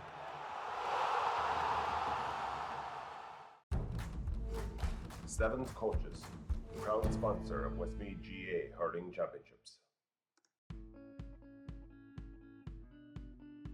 Clark's Bar, wishing all teams the very best today. MJ Stone Building and Developments, proud sponsor of Westmeath GAA. Cusick Park pitch is 145 metres long. Imagine 3 of these bridge beams would make up the length of the pitch. Now transport 30 of them from Harney to Kildare. A challenge overcome by a great team with the support of a great community. My name is Pat Barrett, Project Manager, Shay Murtagh Precast.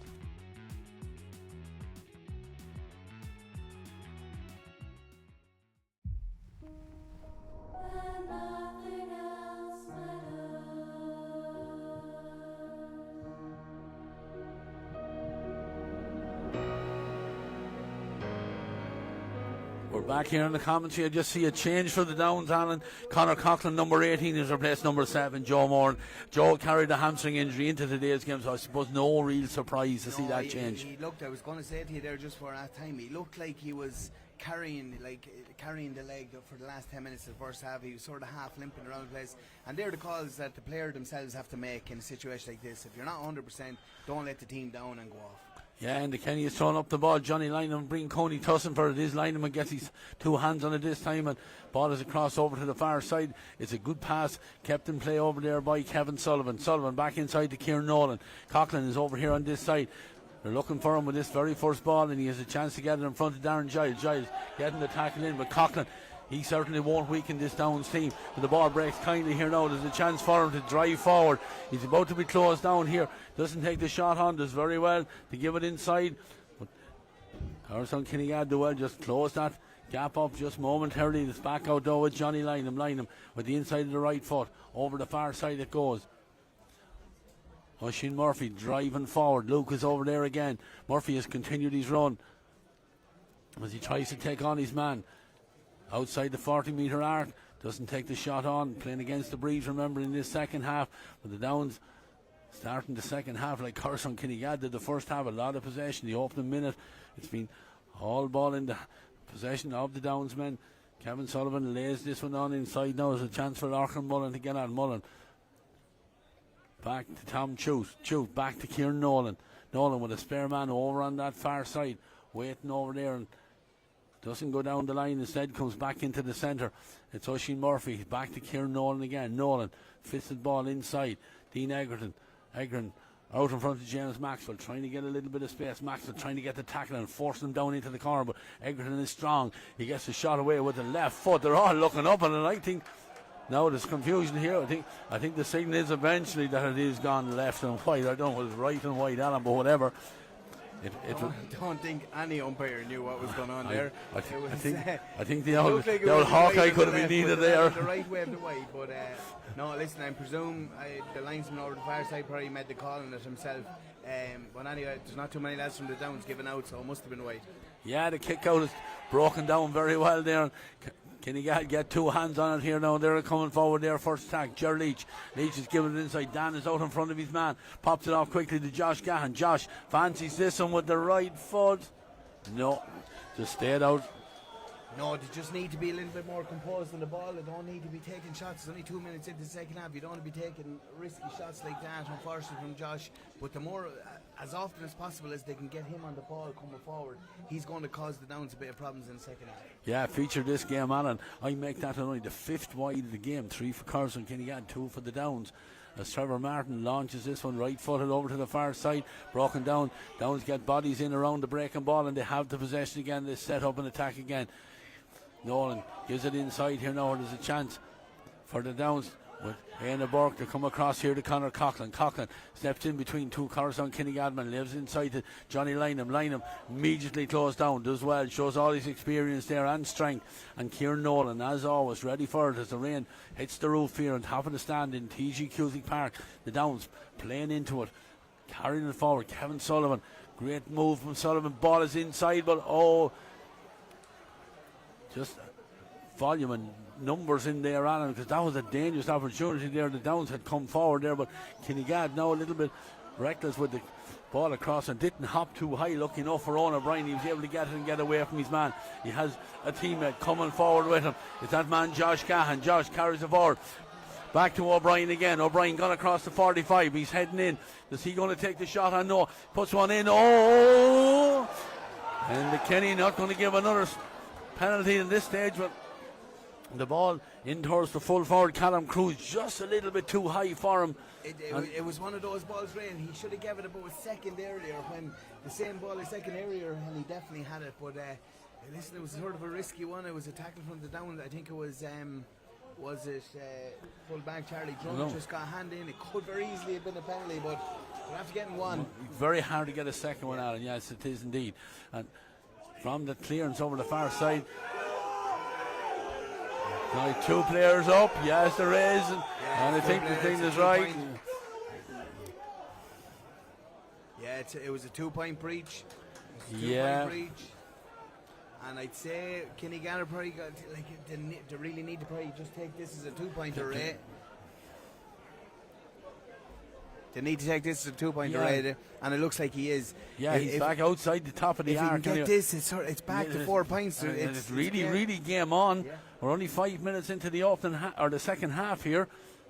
1-9 to 1-3. The sky's getting darker and darker, Alan. But Jerleach, he'll have enough sight to see them 2 uprights in there. Taking his time. He kicked one mighty kick in the first half. Didn't go over the bar, but it led to the penalty. Kicks this one high. Looking up on it. Is it inside the upright? Yeah, definitely.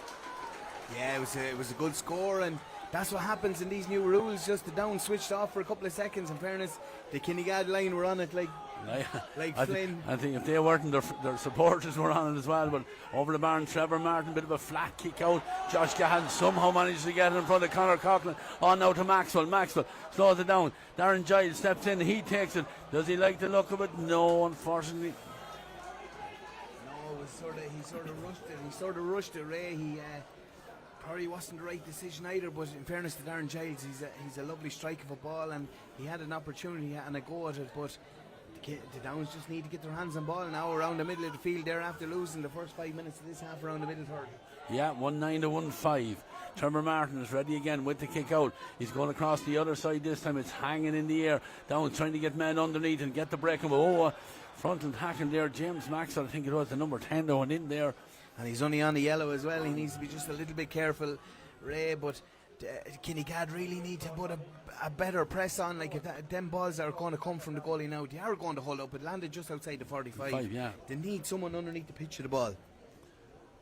Yeah, Maxwell certainly hurted himself as much there in that frontal tackle. And his opponent over there on the far side play will resume with the free. It's going to be a free for the Downs.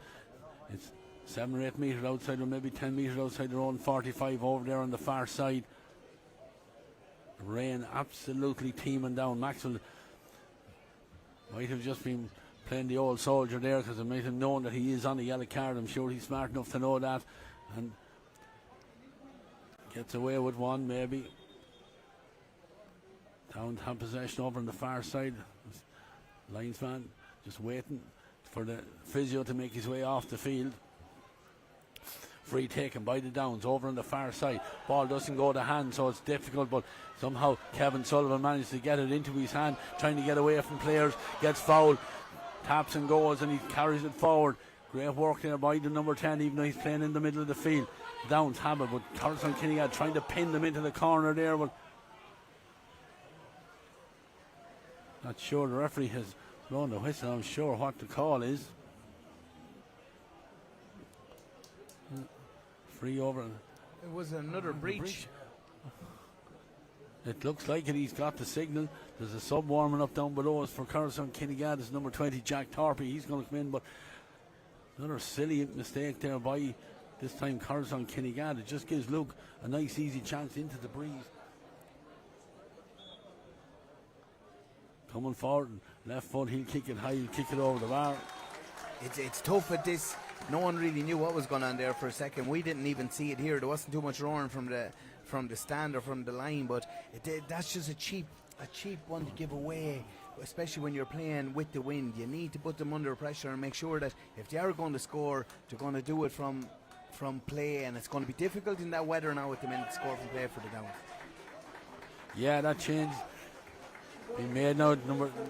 Number 20, Jack Thorpe making his way on, and it is James Mackles making his way up. And I'm sure like that, Jack experienced enough to know that Mackles on a yellow card and doesn't need to lose a man at this time. But well, I'd say he definitely wouldn't be coming off when he's on a yellow card and a foul. I'd say he's very, very close to getting his second yellow, and other than that, he definitely wouldn't be coming off. Yeah, but he means put in a huge shift there. You can see, but Dan Woods is under a bit of pressure here now, and off the ground he flicks the ball away from his own teammate, and the Downs pick it up again. Luke Laughlin, Luke trying to get away from his man. A lot of steps taken. The supporters field there. Luke gets away with it. He flicks the ball inside, continues on the run, but the ball has gone across the centre. Oh, chance! Oh, it's in the back of the net. Calamity of errors there from the. It was Dean Egerton, I think, that finished it to the back of the net. Credit to him, he was there to capitalise on it. But shocking goal to give away, Ray. It was I don't think he even seen the ball coming across the square, and I think Dean Egerton just bowed away with his weaker right foot into the bottom corner. Nothing the goalie could do about it. But just before that, Luke took a lot of steps here on the wing to get himself into a position to attack the corner back. But I think Kinnegad will be kicking themselves to get themselves right back into the game, kind of back to 4 points at one stage, but just to give away a soft goal like that. Yeah, the referee is having a word there with the number 8 for Coralstown Kinnegad. It's Kieran Daly Jr. Yellow card for Kieran and a red card for John and Lynham, both in there.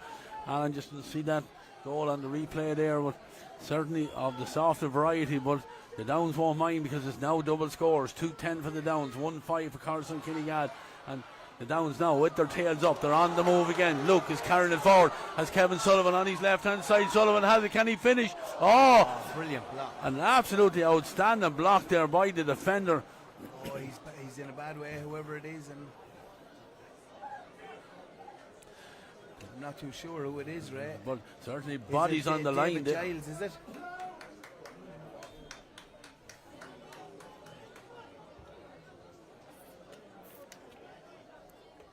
Yeah, certainly there is an injury, but Alan, such bravery. The Downs are going to. I think it's David Giles. Number 6 is it? It's down, and the sub going to line up out here for the Downs. Number 20 is Andrew Kilmartin. What a sub to be able to bring on. Yeah, young man. See, that's the strength and depth of the Downs. They have a young man. They have a young man that's just absolutely was playing really, really well for the county team this year, and it's just very. He's a very good sub to call upon. Yeah, and also, and to be fair, the Downs or Kinnegad are only after bringing on Jack Thorpe, who was also in America. He was in America for the summer. He's playing really, really well for Westmeath out in America as well. So, Kinnegad defender has to come off here now, Ray. Andrew Kilmartin has just been introduced as a replacement director for Larkin Mullen. We're just going to see. It's the number 5. Number 5 Owen Bracken. He's making his way up. He's replaced by the man listed at number 4, and that's Kieran Daly Senior. Oh, an old stalwart down there on camera there now. That's Paddy Walsh. former Downs player, Westmeath footballer, current kitman with the Westmeath senior football team. He's down there taking the full brunt of that rain that's absolutely pounded into their faces down at the Downs defensive end of the field. But we're ready to go again with Luke Loughlin. Luke is going to take the 45. Big price from Owen Bracken to pay. Allen was a superb block there. Brilliant block, yeah. Prevented certainly a goal which really would have put this game out of the reach completely, I would feel, of Coralstown Kinnegad. But Luke is on this 45. Lovely strike outside the book, but it just, the wind prevented that from cutting back inside. It stayed right at the uprights and wide. Yeah, difficult kick into the wind like that, but he got fair distance on it, hit the net well up behind the goals. But what a block from Owen Bracken, absolutely outstanding. But his body in the line, and unfortunately he has to come off straight away. But Kinnegad just need to get themselves going here now in the next few minutes. Yeah, Kieran Daly Senior, first introduction into the game, gets the kick out for his side, told to get up there by the referee, even though he went to ground, but he's up and carrying it forward here now. Lays it off to Breen Coney. Breen quickly transferred it to Ger Leach. Ger comes over to the right where there's a lot of Downs players there, has to go back to the left. Dean Egerton is trying to make a nuisance of himself, but David Giles gives it over to the far side. Kinnegad need to get that scoreboard taken and as quickly as they possibly can. Ger Leach has possession, been closed down. Also looked like he was being fouled. Yeah, referee has his arm in the air. Leach pushed to the ground. This is a sort of now a this is a 2.3 crucial decision, Alan. Do you go for it now? It's just a case of having to go for it. There's no waiting around now. There's only 16 minutes plus injury left, and it's double scores, 8 points down. This really needs to go over. Yeah, Ger Leach is going to take this himself. He's about 40, 48, 6, 7 metres out from the goal line. He has the strong breeze on his back now. The breeze maybe settled a small piece now that the rain has blown away. But Ger Leach will be looking for everything out of this and kicks it high into the dark sky. They're looking ahead, and with the reaction from Trevor Martin, I'll tell you that one is over the crossbar. That's the second 2-point free from Ger Leach in this half. Brilliant strike, especially in the weather, like wet ball, boots are wet. It's not like the middle of the summer where you'd be expecting that to go over the bar, but a great strike from maybe 7 or 8 yards outside the 45. Trevor Martin is ready again with the kick out, taking his time, just settling things down. The 6 between them, 2-10 for the Downs, 1-7 for Coralstown Kinnegad. Ball brought to ground. Who can get it? Touched on the ground there by the Coralstown Kinnegad man. Yeah, I think the referee absolutely on the money with that. Gives the free. Free is taken, and Charlie Drum has the free in his hands now. He's carrying it forward. Conor Coughlin, he'll make the run off his left hand shoulder. Just stops, takes the ball, goes back inside. Trying to be shut down there by Conor Callahan. Back there as far as Kevin Sullivan. Kevin is the spare man over on that far side in a lot of space. Coming forward, Oisin Murphy. Oisin lays it off quickly. They're outside the arc. Downs putting it through the hands. Luke is involved again over on that far side. Has this great habit of being able to just straighten themselves, spin around and face exactly what's facing them. And with the left foot, beautiful ball across the field where Conor Coughlin is in space. Coughlin driving forward, pops the ball off to Johnny Lynham, continues his run, but the ball knocked out of Lynham's hands there just as he thought he was heading in on goal. Tom Shooters there to have him support, and back now to Charlie Drum. Drum holds the ball, first touch in the game for Andrew Kilmartin. What a sub to be able to bring on, just shows the strength and depth of this Downs team. The Downs with the possession forward here. Kevin Sullivan. Kevin leans as he shot that one in, but that one is gone right and wide. Sub now, we see Shane Fleming is about to be introduced here, and he's going to replay. I think it's Callum Cruz that's making his way off.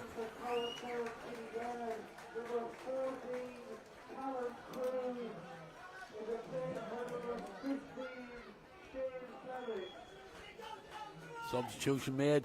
The ball is back down with Jason Mackin. Jason on the 20-metre line. Right boot. Out it goes. Up they go in the centre. Ball is broken down. Who wants it? It's picked up. It's a Downs player that has it certainly now. Anyway, I thought Coralstown Kinnegad had a chance to win it, but Luke has it on the loop around.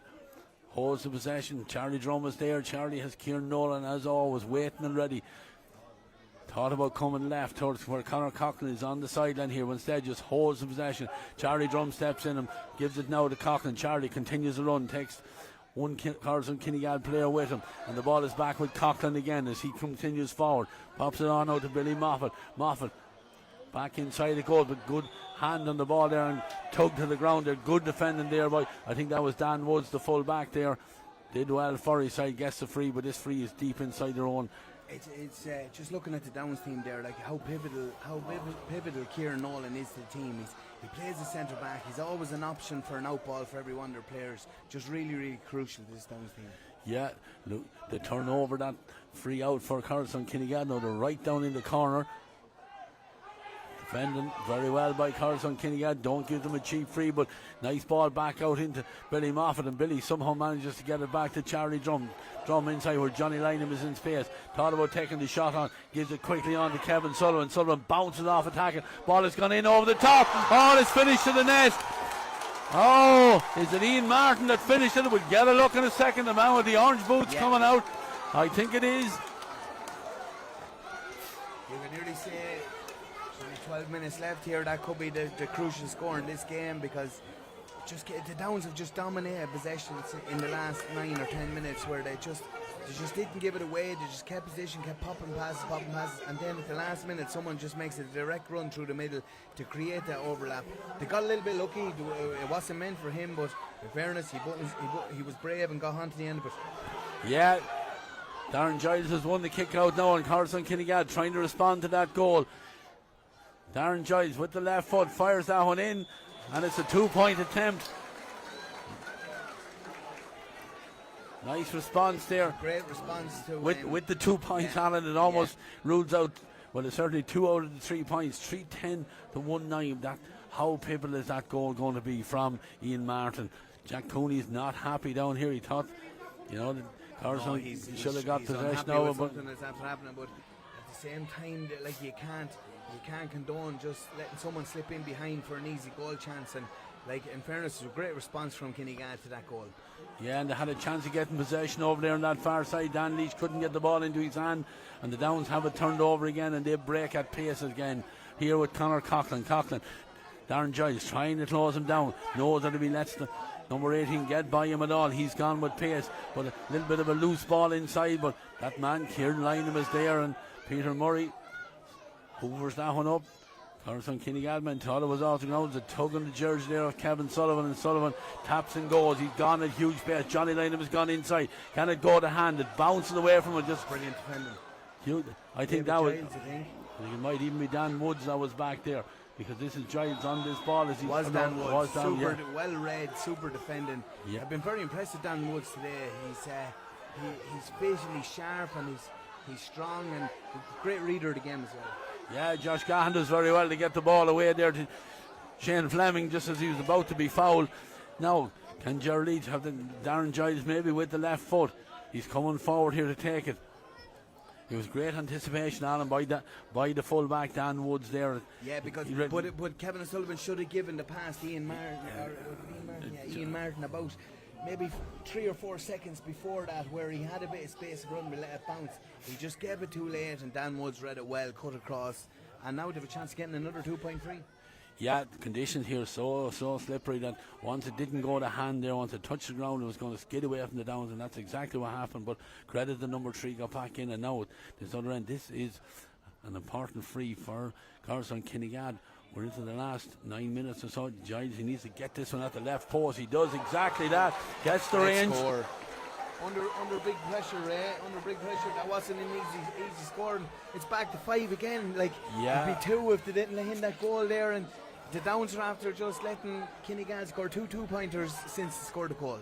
Yeah, there's a sub going to come in down below us here for the Downs. Number 17 or 17 is Philip Martin. He'll be coming into the attack, I would imagine, but the referee's not going to allow time for it yet, because 2 Kinnegad men fighting for it. Downsman steps in, doesn't win it up because Gerald Leach is the benefactor.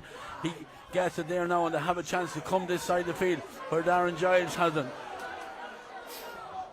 Giles going forward.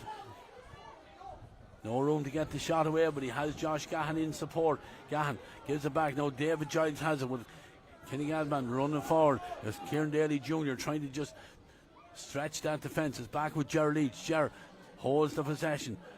Coralstown Kinnegad need just to have patience here. Need to just engineer the opening at the right time. Pull the trigger when it's the right man in the right place on it. Now Gerald Leach has Shane Fleming coming on the loop around. Fleming Put the ball in front of him, fires it in. Dangerous ball. Trevor Martin needs to be careful in there. I think Shane Fleming just slipped there as he was trying to get out of the ball. Now, foul on the goalkeeper prevented him from taking that quick free, so it's going to be brought forward out into the field. Tom Chute is going to be replaced by Philip Martin. That's the change that's made down here at the other end. It's just Martin. Yeah, Tom Chute has been very good. Most things that he touched today, they got something out of it, and he's gone off to get a bit of fresh legs. To be fair, that Philip Martin has been on this team over the last few years and has been a good soldier for them, and they just needed to get him onto the field. But Tom Chute had a great county final. Yeah, ready to get underway again with this free from Kieran Nolan. Has the ball in his hand. Ball has gone in over the top. That man Kevin Sullivan is on it again. Kevin carrying it forward to the 20-metre line. Doesn't take the shot on himself. May have taken it himself, but great awareness from Kevin Sullivan. He's been outstanding throughout the year. Dean Egerton with the finish eventually. But all Egerton has been very good. I think that's a goal and 2 points, right? Yeah. And but a great finish. But the midfield for Kinnegad just fell asleep. A nice little free over the top and an easy score for Dean Egerton. Yeah, the kick out then goes astray because Dean Egerton is on the attack again. This time with his right foot, and Downs, reacted really well to the 2-2-pointer they conceded. Now gone back into the lead, 3-12 to 1-11. There's another sub about to come in for Coralstown Kinnegad. Number 18 is Jack Cole. He's gone for a pair of gloves. We're gone for something anyway. But gum shields, I think, right? Yeah, ready to make the change here. Yeah, I think the call's going, but referee not going to allow it yet until the next break and play, because Jason Mackin has got the signal to kick it out. Broken down and falls nicely for David Giles. Yeah, but quickly moves it on here to Shane Fleming. Fleming turns, spins, knows that Darren Giles has gone down the line. Giles has the possession here now. He's been closed down by Kevin Sullivan again. What a shift this man has put in, but Giles jinks away from him, comes inside, he's trying to get it onto the left foot. He's got it onto the left foot, he's fired it in and he's fired it over the bar. Brilliant score, not too much more that the defenders could do there. It was just a really stylish score from Darren Giles. It was well won around the middle of the field. Shane Fleming gave a great ball in over the top, but to just need more of that. They're running out of time here now, and I think they're going to need a goal at least to get back into this. Yeah, Jack Cole has been introduced. He's going to replace the number 23, Dan Leach. So that's Jack Cole wearing the number 18 jersey. So kick out for Trevor Martin. Sky's brighten a little piece here in TG Cusick Park as Trevor launches this one up into it. Junior goes high and gets a fist on it. Ball coming forward, and there's a foul and a chance maybe of a 2-pointer again. Gerald Leach has it in his hand. He's having a look around. I think Gerald fancied this one.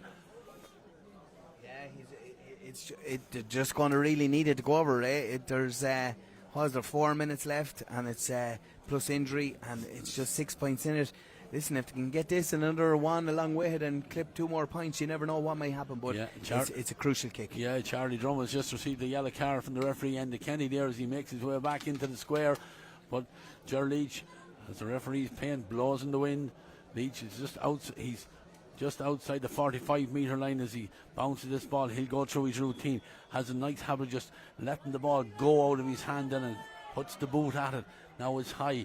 He's leaning, he's looking at it, he's hoping for the best, but unfortunately. You knew the minute he kicked it, he was leaning to his left, hoping that it'd come back in, but the wind is right behind him. It's hard to get that wind to bring it back in.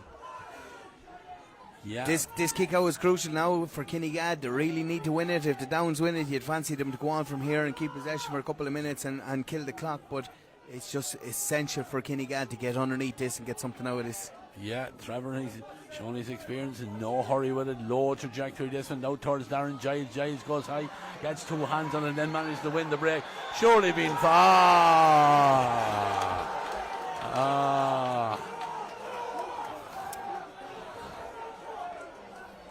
Darren pleads his case to the referee. A little harsh, to be fair, but Jack Cooney's after remonstrating to him. Oh, they give it away. Yeah, it might still work now because Kinnegad have possession. They do get the free here. Now they need to kick it in a hurry. What are they going to do? Now who'll kick this? And will it be Darren Giles with the left foot? Probably Susan Moore. I'd be surprised if he doesn't take it. He's after kick him on already, but he needs to he needs to hurry up. They're 6 points down, and they don't have that much time left on the clock, Ray, that he can be walking and taking his time with this. This needs to go over by all means, but you need to sort of quicken it up a slight bit. Yeah, the 6 between them as we stand at the minute. 3:12 for the Downs, 1:12 for Coralstown Kinnegad. The clock over on the far side tells us 27 and 28 are gone on it. There's a sub going to be introduced below, but more importantly, we're watching Darren Giles. Giles, he has kicked 2 with from 2-point range so far. He's going through his routine, comes inside, gets good connection on it as a gun cat. It is indeed no problem. Carried. You can see the effect of the breeze on it now. You know, if Gerald Leach had nailed the other one, but then Alan, the game of life is all about ifs and buts, isn't it? Yes, exactly. It's the biggest word in the English dictionary, Ray, and there's only 2 letters in it. That's it. Conor Callahan is going to make his way off. Brian McGrath has come in. There's another sub coming in for the Downs. The number 23 is Dan O'Callaghan.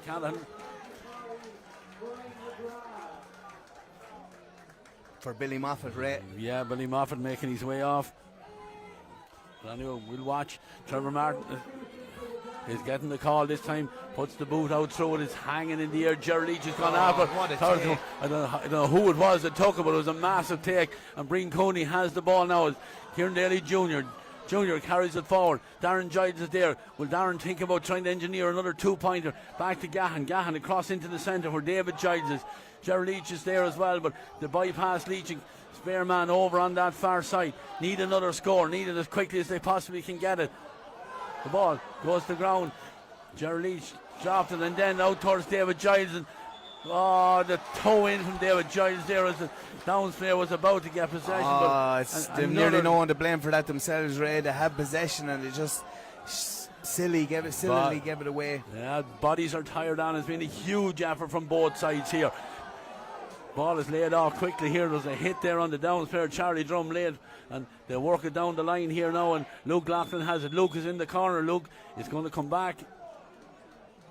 Charlie got a very late hit. Yeah, I don't know who actually put it in, but he got a very late hit there, and he's winded there. He's not in good shape, to be fair, but in fairness, Andy Kenny gave a bit of an advantage, but they need to just get Luke or someone on this ball and keep possession and make sure they don't give it away too easily. Yeah.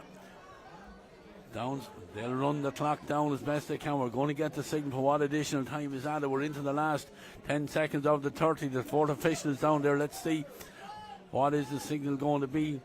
Andy Kenny is there. He's having a word with, is it Owen O'Brien? Is it? I'm not sure. I think he didn't see who put in the tackle there, so he's having a word with his line. Is it Darren Giles now? I think Giles might have been on a yellow one already. Yeah, he was. It's a black card, but which means it is red ultimately. Yellow, black and red, so he sees the 3 colours on and on in the one, but again, very hard to blame Darren Giles. I mean, he's pulling and he's not. He has had a great game, to be fair. He's one of the elder statesmen of the Kinnegad team, and the good thing about Kinnegad's team for Kinnegad is they're very, very young, but there's 5 minutes of injury time. It's just a pity he didn't stay on, because he's worth his weight in gold for them 2-pointers. Yeah, exactly, especially on the left side. Now, player ready to get underway. Luke has the possession. Yeah, at least 5 minutes is the call. Luke takes this free. The goalkeeper has pushed out and might work out, because Josh Gahan, he did well there. It just meant that the Downs couldn't get a spare man there, but a big hit there on the Coralstown Kinnegad man coming forward. This time he awards the free for David Giles, and Giles is trying to get going with it. Brother Darren's, of course, he's been absolutely outstanding at centre half back. Dan Woods, now Dan is driving forward here. Can they get a man on this? Can they get a shooter on it here? To have it over on that far side. Dan Woods is in there again. Dan turns, looks at the post. Dan fires it in, fires it over the bar. Great score from the number 3. He's had a great year for his side. I'll tell you one thing, he has put in a monumental shift. He has put in a monumental shift in this game. He has been absolutely outstanding, both in defence, and he's had to push him forward into attack there now. But this is crucial. They need to push up, leave someone in the full forward line. The goalie, in fairness, is out marking someone. So, in fairness, they're doing exactly what they need to do and make sure to put big pressure on this kick out. Oh, and it's a flat one, but it's a good one, because it's straight into the midriff of Kevin Sullivan. Kevin has been outstanding throughout this game. Takes it, gives it back to Charlie Drum. Now they've gone short with it. They need to get it, stretch this game a little bit more. Now there's a chance to do that exactly with Conor Coughlin. Coughlin driving forward, lays it back to Ian Martin. How crucial is his goal going to be? Because Luke has this possession now, taking on his man inside. Goes to ground. Luke keeps going. Ball is in the centre. Johnny Lynham. Johnny with a chance to show them. Game, set and match. It was just an unbelievable run from Luke. Just absolutely burnt Owen O'Brien along the line. And fairness to Owen O'Brien, he has done a massive job on Luke throughout the whole day. Even Luke has been very, very influential in the Downs performance. There's no way you can't cover this man for an hour, and he has been absolutely outstanding. But what a finish by, I think it was Jonathan Lynham, was it, to finish it? Yeah, the finish. But it's a cruel way. In fairness to Kinnegad, there's no way there's 6 points in this game. Yeah, goals win games, Alan. The Downs managed to get 4 of them here. Gerald Leach, they won't give up. We're into the last 2 minutes or so. 4 goals in 12. That's 24 to 115. That's 18. Kinnegad have possession over there, very, very close to the sideline, but they do have possession. They're going forward. Need a little bit of support in their Downs. Back in numbers. The ball breaks inside. Remember, Coralstown Kinnegad down to 14 men. As they're over there in that corner. The Downs won't mind while it's over there. The clock is running down. Ball is eventually kicked back out, but picked up by the Downs defender back there. Foul committed, free out. And even though Trevor Martin is in a hurry to get out and take this, I'd imagine he will take the ball into his hand and just settle things down. Yeah, you'd have to admire the work rate of the Downs players as well. They all get back, got in. I think there was 3 or 4 of them around the player there in the cornerback position. But credit to Kinnegad, a massive performance out of Kinnegad as well. Yeah, Downs worked the ball short out there and to get another free, and this is suiting them down to the ground because we're into the last minute of the game. We see Jack Cooney's very disconsolate figure down there on the sideline, but he knows that his team have put in a huge effort. There's another sub coming in for the Downs. Dylan Carroll wearing the number 21 is coming in. He's going to replace Dean Egerton. And a word on Dean Egerton, Alan, what a game. He's had a goal and 3 for the full forward. Goal and 3, absolutely outstanding. His work rate on top of everything else has been absolutely outstanding. And like, I know we talk about Luke being the main forward for the Downs team, but at the same time they have lads that are chipping in all the time along with him to give him a bit of backup. No one man wins everything. He goes a long way towards the Downs win, there's no doubt, but they have been absolutely outstanding, some of the forwards along with him today. Yeah, we see the sideline there, the bench there. Dermot Power, their manager as well, took this job on almost this time last year. Remember, the Downs changed their manager, put a bit of pressure on all players and such, but their mission started at the end of that year, at the end of that game. I think Shane Donoghue commented on it in the Up for the Game programme that right from that last penalty when they were beaten last year, their mission was to get back here, and Dermot Power has led this team very, very well. They've been the form team of the championship and they have indeed annexed the Paddy Flanagan Cup for 2025. The referee, Enda Kenny, has blown the full-time whistle. Victory for the Downs on a final scoreline of 4 goals and 12 points to Kinnegad's 115, and the Downs celebrate. Kinnegad players crestfallen, Alan, but what a county final we've had. It's been as good as we've seen it over the last 15-20 years or so. Yeah, absolutely outstanding. In fairness to the Downs, they've been the best team in the championship by a long way all year, but you have to give massive credit to Kinnegad, the way they performed today. They scored 115, could have scored maybe another goal and a few points along with it, but the Downs were clinical, as you say, goals win matches, and every time they got in and got a sniff at the boat away, and you'd have to admire them for that. But listen, we were given a very, very good, entertaining county final here today, and Kinnegad really put it up to the Downs for a long number of minutes in that game, and at the same time the Downs just every time they needed something, they got it, and that's a sign of a great team. They've a fantastic panel, really well managed by Dermot Power and Barry Conroy, and and another few lads along with them. Owen Carroll is coaching there with them as well. So they were really, really well coached, well drilled. They were the best team in the championship. They're deserving winners of it, but at the same time you'd have to give massive credit to Jack Cooney and the Kinnegad lads the way they performed today. Yeah, absolutely. You know, as you said, Anna, and every time the question was put to the Downs, they answered it. None more so than that finish from Johnny Lynham. Johnny was it last year in the Division 3 league final, came up in Croke Park, scored 2 goals, showed his experience there. The ball came into him in the centre. It was cruel in Coralstown, Kinnegad, but he finished it low into the corner. Dean Egerton did the same from a chance earlier. Ian Martin and the other goal coming from Kevin Sullivan early in the game. So the 4 goals were the difference. But as you said, a lot of credit due to the men from Kinnegad. They came in here today. They knew they were on bonus territory. They knew they had a free shot about the Downs with all their experience and all their quality, emerged victorious and worthy champions for 2025. And they are worthy champions, there's no doubt. And as I said already, Ray, every time they needed something, like the composure of Jonathan Lynham at the end, but the run from Luke Loughlin where he got the ball around 45 yards out, took on Owen O'Brien, and that's no mean feat to take on Owen O'Brien down along the line, because Owen has gears and Luke took them on down the line. And Luke of 10 years ago may have tried to go for a pint himself, but saw the man inside, and the way he's been playing the last 18 months has been absolutely outstanding. And credit to him, credit to the Downs, fair play to them, best team in the championship all year and worthy winners of the 2025 championship. Absolutely, and with that, myself and Alan are going to finish here on commentary, but we're not finished from TG Cusick Park yet. We're going to go to a break, but we will be back for the presentation, some post-game analysis from the lads in the sideline. But for myself and Alan, for now, our work is done for the day. TEG, proud sponsors of TEG Cusick Park, serving aviation, biopharmaceuticals and medical industries across the globe. TEG has been to the fore in the fight against COVID-19 with our customers and partners. A local business employing local people. Visit teg.com/careers to learn more. Wishing all our GAA patrons a safe passage through the championship.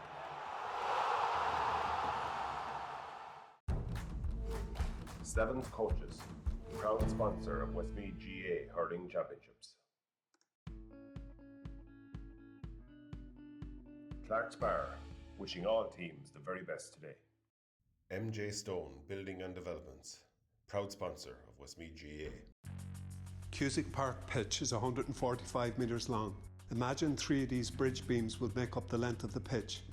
Now transport 30 of them from Harney to Kildare.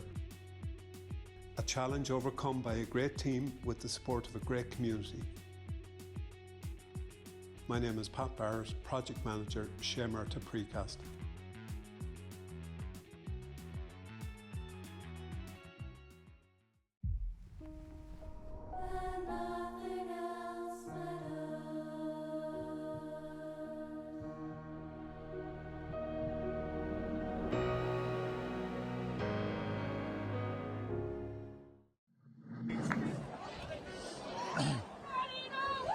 Yeah, it's all over here at TEG Cusick Park, and it's a win, and an emphatic win for the Downs. Shane Donoghue on a scoreline of 115 but 4-12 for the Downs. And to be quite honest with you, they were good value for it.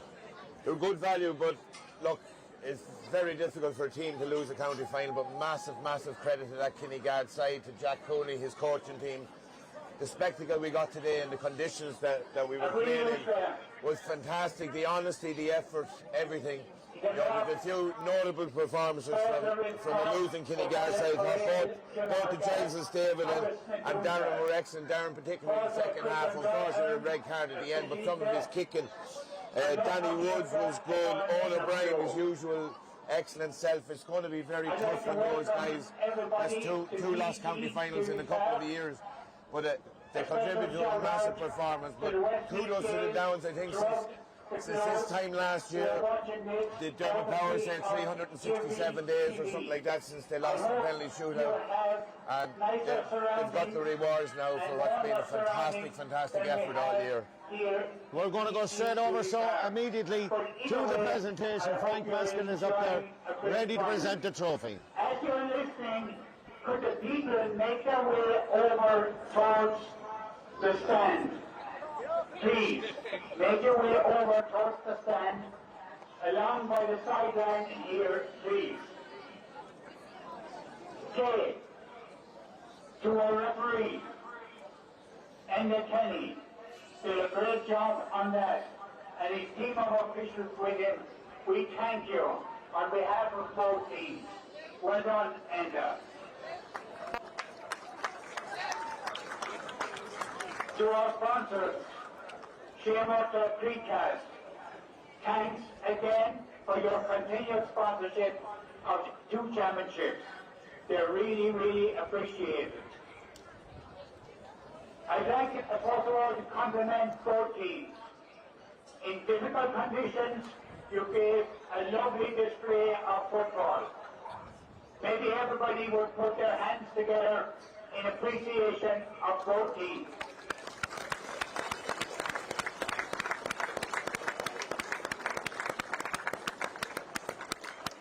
Coralstown, Kinnegad, you will be disappointed this evening.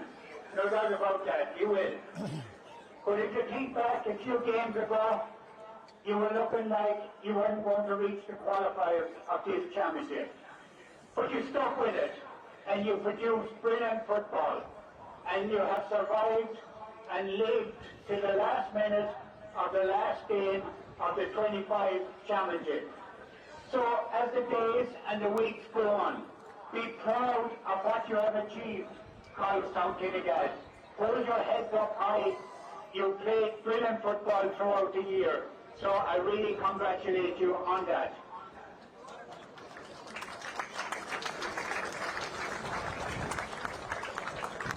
I suppose this championship, from the very beginning, was lit up by one team. From the very beginning, they played really lovely football, very incisive and great scoring forwards up front. So, huge congratulations to Murtagh.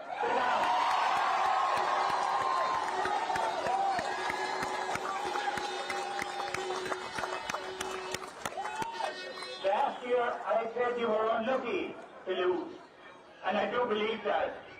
But you left us no look at play this year. You totally deserved your victory from start to finish, and we applaud that victory. Before we get to the cup, I have a Man of the Match award to present. Is Andy Murtagh here? Andy, I'm going to ask Andy to present it because it's the Murtagh Award. Now, many contenders, but it goes to the one and only Kevin O'Sullivan.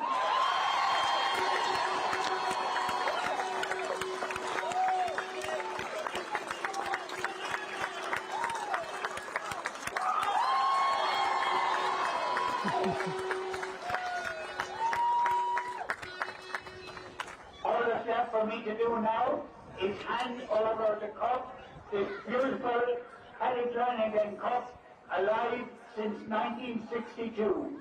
And we remember the great Paddy as well in conjunction with Don Murtagh today.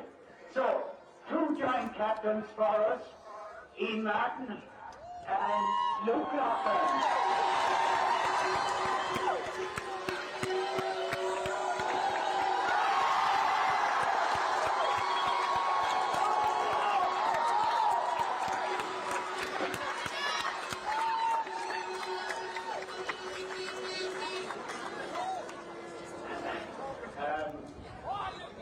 I know the man prepared, which is probably coming as a shock to some people, but look, a couple of thank yous. I probably forget some stuff. I try and not keep this here too long. Before I go on, someone in the Downs died this week, Don Murtagh, and not someone I knew personally, but I looked up a lot. I went to the removal and a couple of us went down and I looked up some of the tradition and stuff he won. He won 6 champs with the Downs, and when I think of the Downs, I think of that word tradition. And that's, I think, what is imprinted into that black and amber jersey and all the people that belong to it. And so I just want to give a a round of applause for a club legend, Don Murtagh, poor goalie further.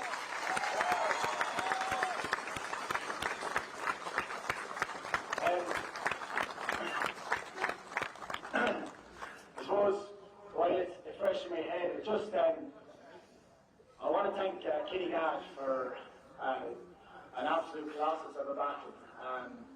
A team on a similar journey, age profile to ourselves, and not too far away. They asked us a lot of questions there, and I suppose we got a couple of goals at vital times. And that could have, a couple of other 2-pointers and things could be very different. So, regardless of the shenanigans that was going on the last few weeks, the flags and all, I'd love to give.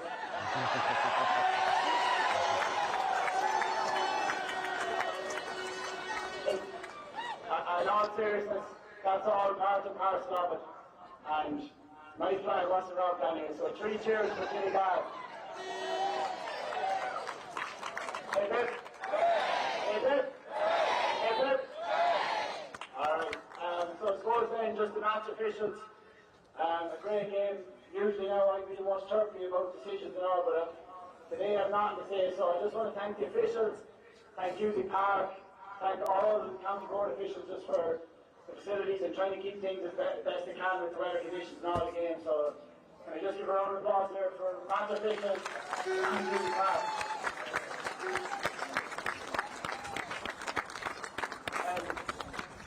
So then just the club officials as well. I just want to thank everyone that works with the team. I won't be able to name names, but you know, everyone from kitman to chairman to people that do the tea, Joe Lynham, them blueberry scones last week now were top drawers, so they were. But you can put someone out of business in town, Joe, if you go with that. But you know, that's what really makes it special. That cup of tea after training every Tuesday and Thursday. It's hard to beat. So I just want to thank everyone from the club. A big, massive round of applause for everyone behind the scenes in town.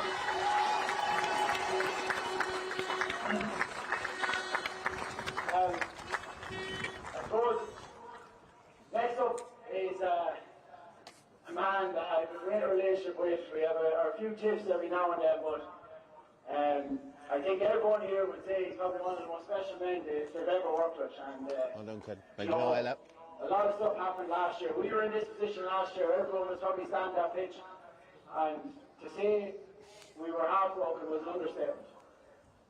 And we had a man that galvanised everything this year, kind of got the wheels turning and instilled that belief and hunger in us. It didn't take much now, there was plenty of hunger there, but I think he put everyone on the same path and the same journey and laid the foundation. So, and just before I mention him, his backroom team of Owen and Barry. Sorry Barry, you nearly forgot it. Owen and Barry, O'Neill, Sean Card, whoever else there, can I give them a big round of applause there?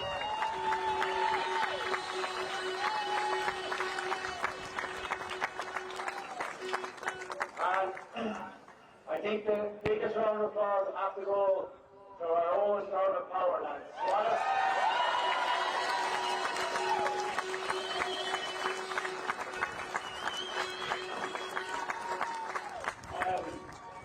I've been lucky enough the last 3 or 4 years to be captain or joint captain of the Downs. Lucky enough to lift this cup before. I suppose first time was so nice, we just had to do it twice, I think. So I just want a big round of applause for all the players.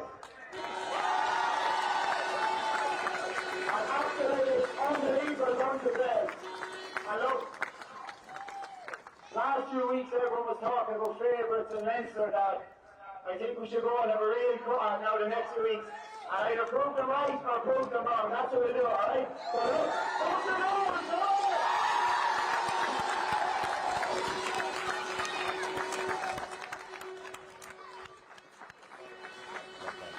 Yeah, we're back here.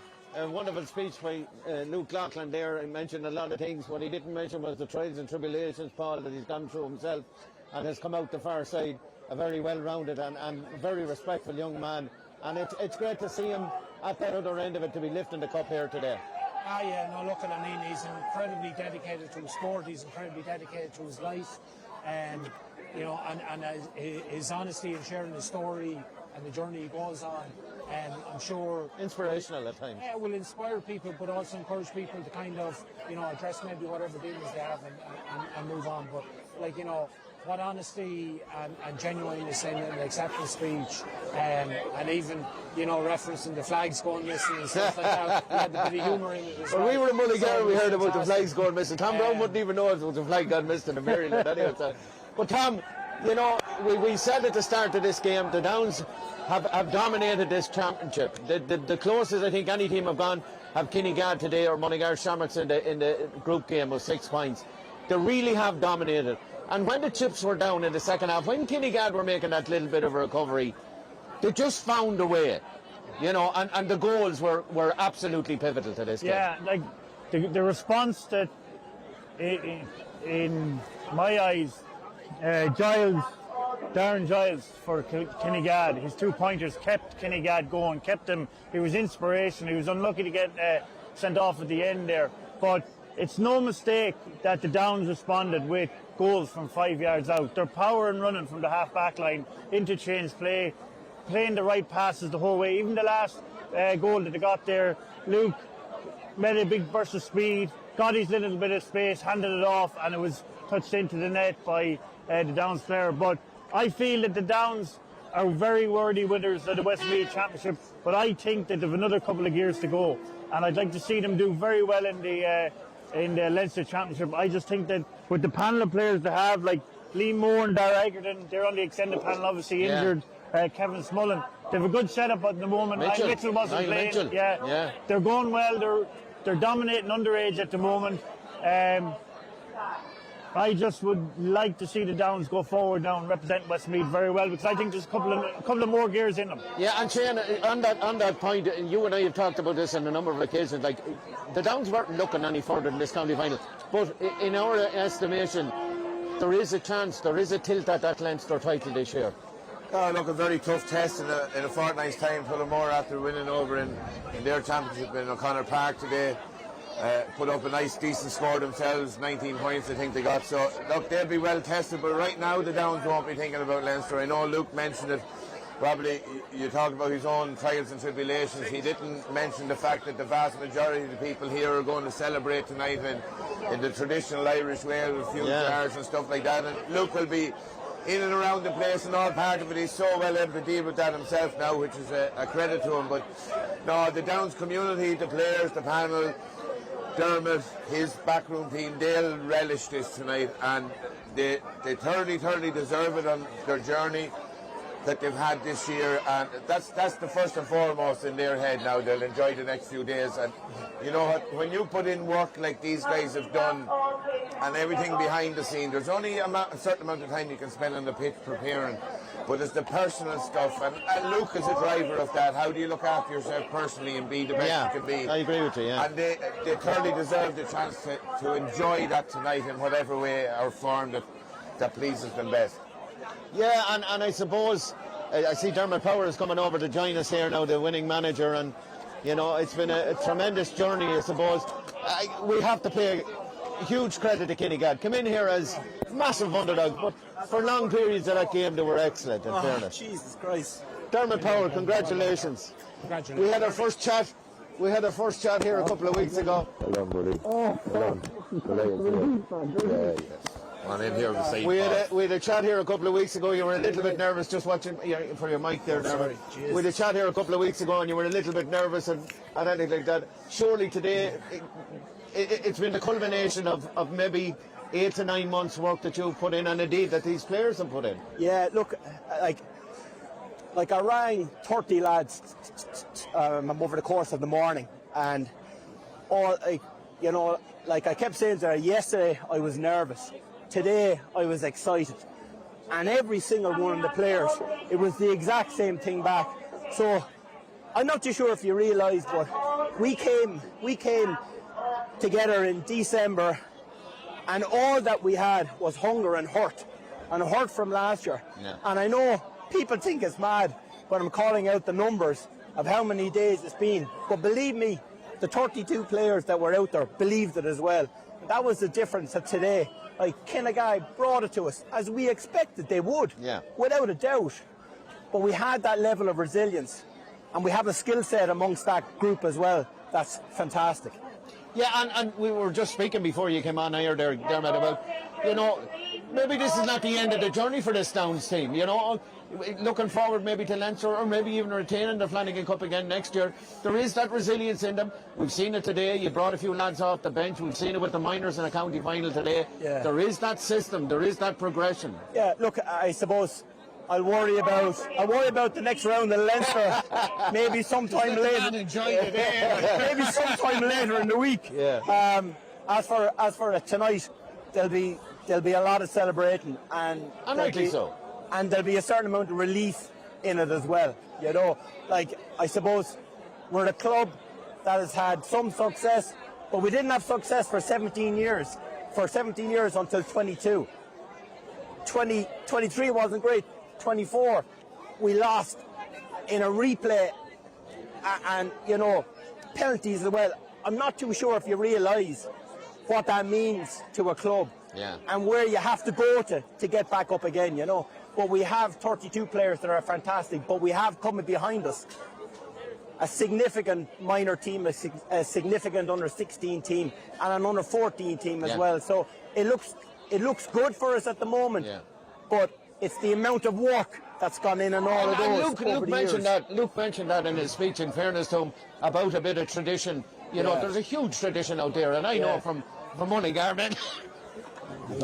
well done. It's very well respected around the county as well, the tradition that these lads have. You know, the tradition that the Downs Club have, not only in GAA football. I've been involved in scoring a long time, and there's a huge tradition there as well. You know, it's a community-based, very much a community-based club, and we see that there today with the supporters. There is, but you know something? A player like him, when he comes around once in a generation, absolutely, he is different gravy. There's no doubt about it. But like, it's a joint captaincy, and himself and Ian bring something very special to it. And the two of them are fantastic ambassadors for our club. And Luke, first of all, congratulations, Cook Artis. Never a man to shy away. As soon as we ask for an interview or anything like that, he's the first man up to it. And I suppose from this time last year, bit of redemption. You know, there was, as Dermot has mentioned, a bit of hurt there. And you put it on the field today. You know, it was very, very evident there today, the hunger and desire that was in you. Well done, Dermot!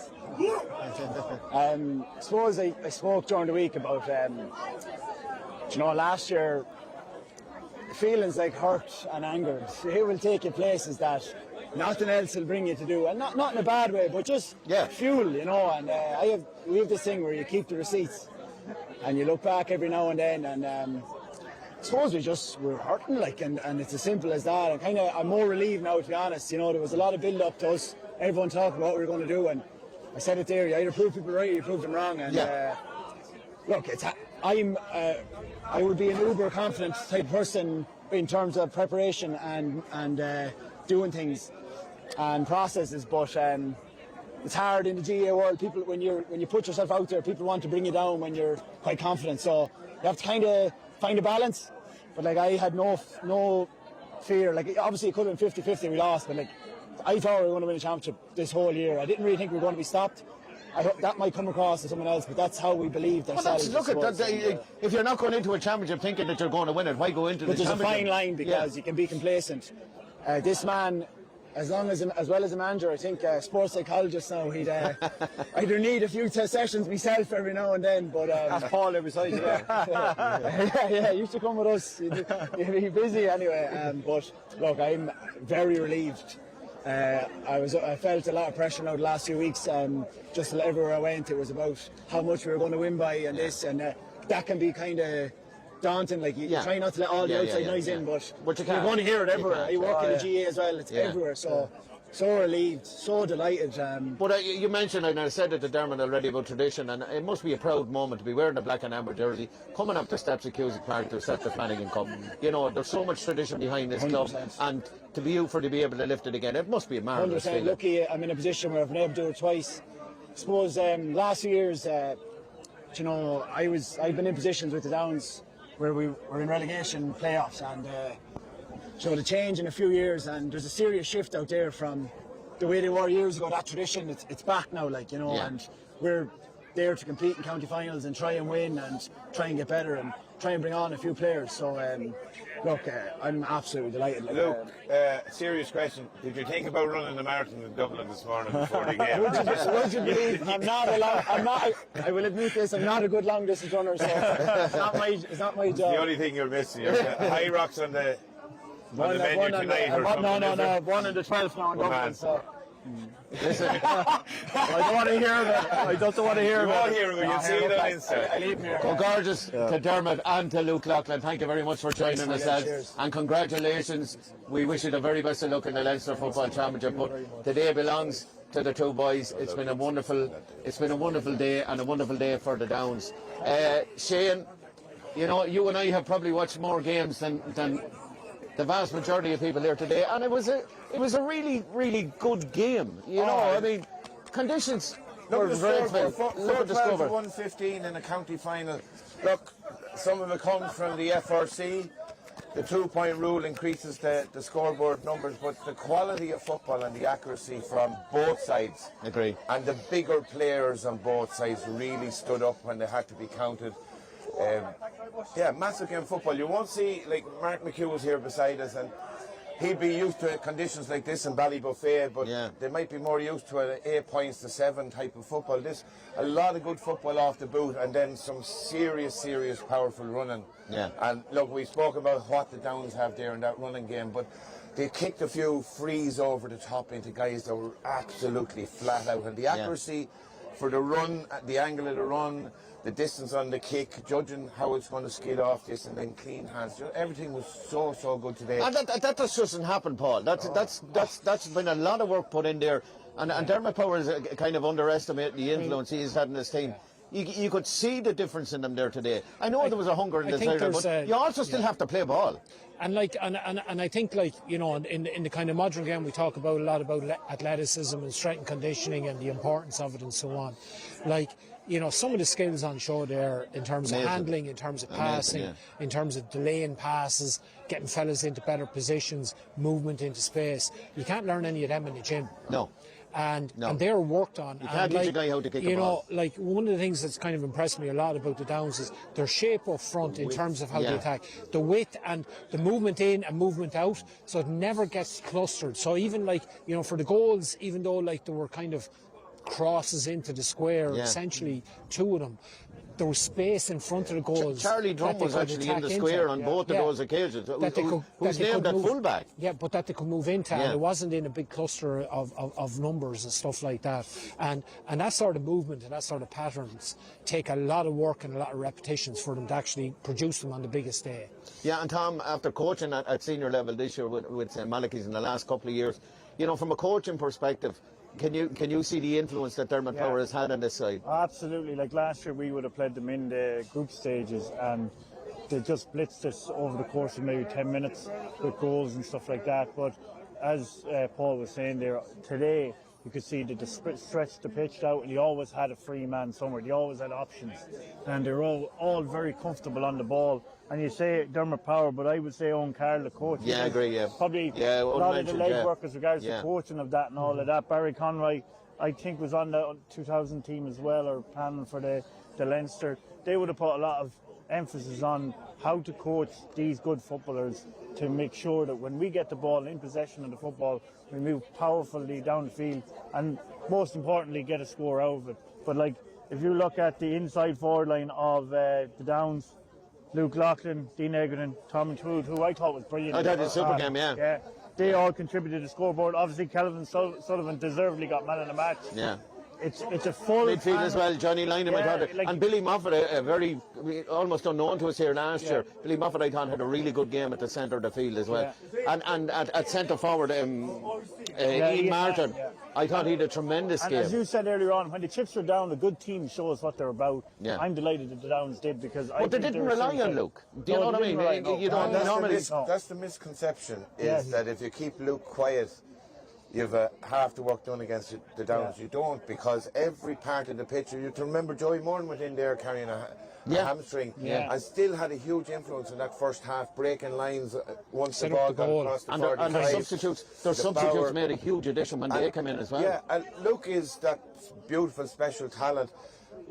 It's his pace and his power, and he has a wonderful boot on him. But there are footballers on that Downs team, and Luke won't mind me saying it, they have better vision than him. And they released it a little bit quicker to spread that play. Like when they really opened it up, it came from skipping a guy, skipping the pass. And Luke did it once, but there was 3 or 4 times. Kieran Nolan, to me, was the puppet master doing that. He was excellent. He was just like a quarterback. It's not today or yesterday, Tommy. I agree with you. He has been tremendous, and was tremendous for them last year as well. He's kind of playing that. I don't know if you Ronan O'Toole, when Ronan O'Toole in his pomp was playing that kind of libero. He plays that kind of libero role. Kieran Nolan in the first half, I saw him at one stage. He broke up in support attack and ended up in the 14-yard line. That's right, yeah. And the ball broke down, or there might have been a free, and he didn't even stop. He didn't react. He just sprinted back, and he was back sitting at 6 before the play even started down here. And that's a work level rate of concentration. It does, it takes a that's huge your amount of end of the game. But that idea that I'm in a situation, I have to be totally aware. It's so hard to coach that into guys too, or breed it into guys. Talk about, like, the Downs have the conditioning done, we know that. Kinnegad are working on it. They're a year or two behind physically. They're a year or two behind in their age. But when you have that work done, and then your time on the pitch is all about football IQ and a game plan and a structure, but you have to do that groundwork first, and they have it. Kinnegad are definitely coming.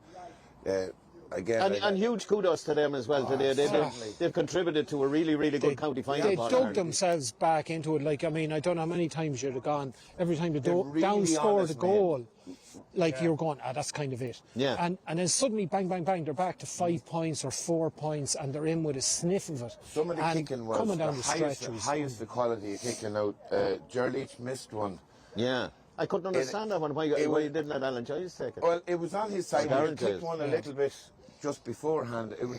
Look, he just dragged it just right, and it's those little things. Pivotal, yeah. You know, they're tiny little things that can swing these games. That's what I would say about Kinnegad is, and it's for other teams as well, to keep the scoreboard ticking against the wind. They went for a couple of goals in the first half. I think they missed 3 easy chances that would have contributed when they had the breeze. The 2-point score is massive now with the breeze. Yeah. And like Giles lit it up there in the second half. If they added on a couple of those easy scores they had in the first half, they would have been closer and maybe wouldn't have given up as many goals as they did. Yeah. But that's all learnings for Kinnegad. And that's I think where they're a team too. They're a year or two behind the Downs in their development. You learn from those moments. And look, we have to thank them as well for giving us a tremendous game here.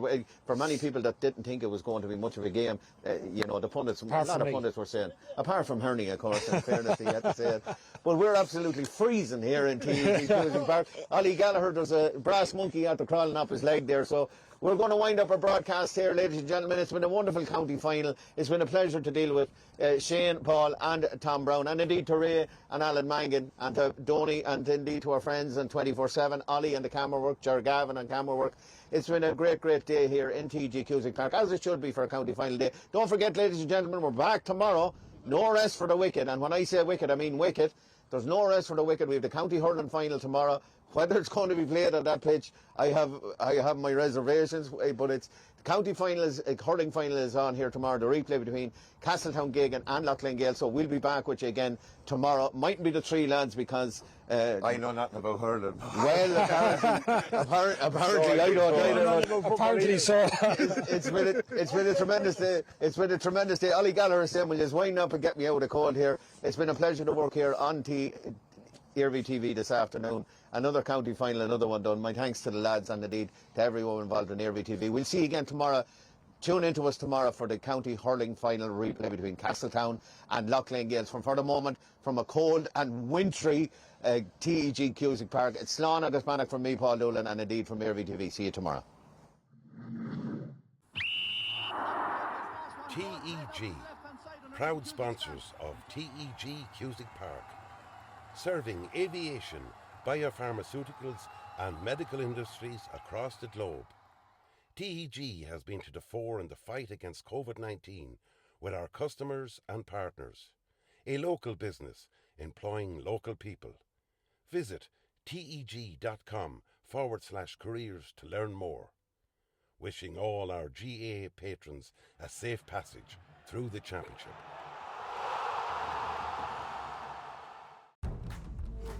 Seventh Coaches, proud sponsor of Westmeath GAA Hurling Championships.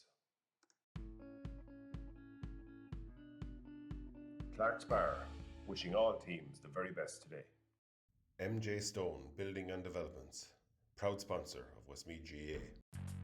Cusick Park pitch is 145 metres long. Imagine 3 of these bridge beams would make up the length of the pitch. Now transport 30 of them from Harney to Kildare. A challenge overcome by a great team with the support of a great community. My name is Pat Barrett, Project Manager, Shay Murtagh Precast.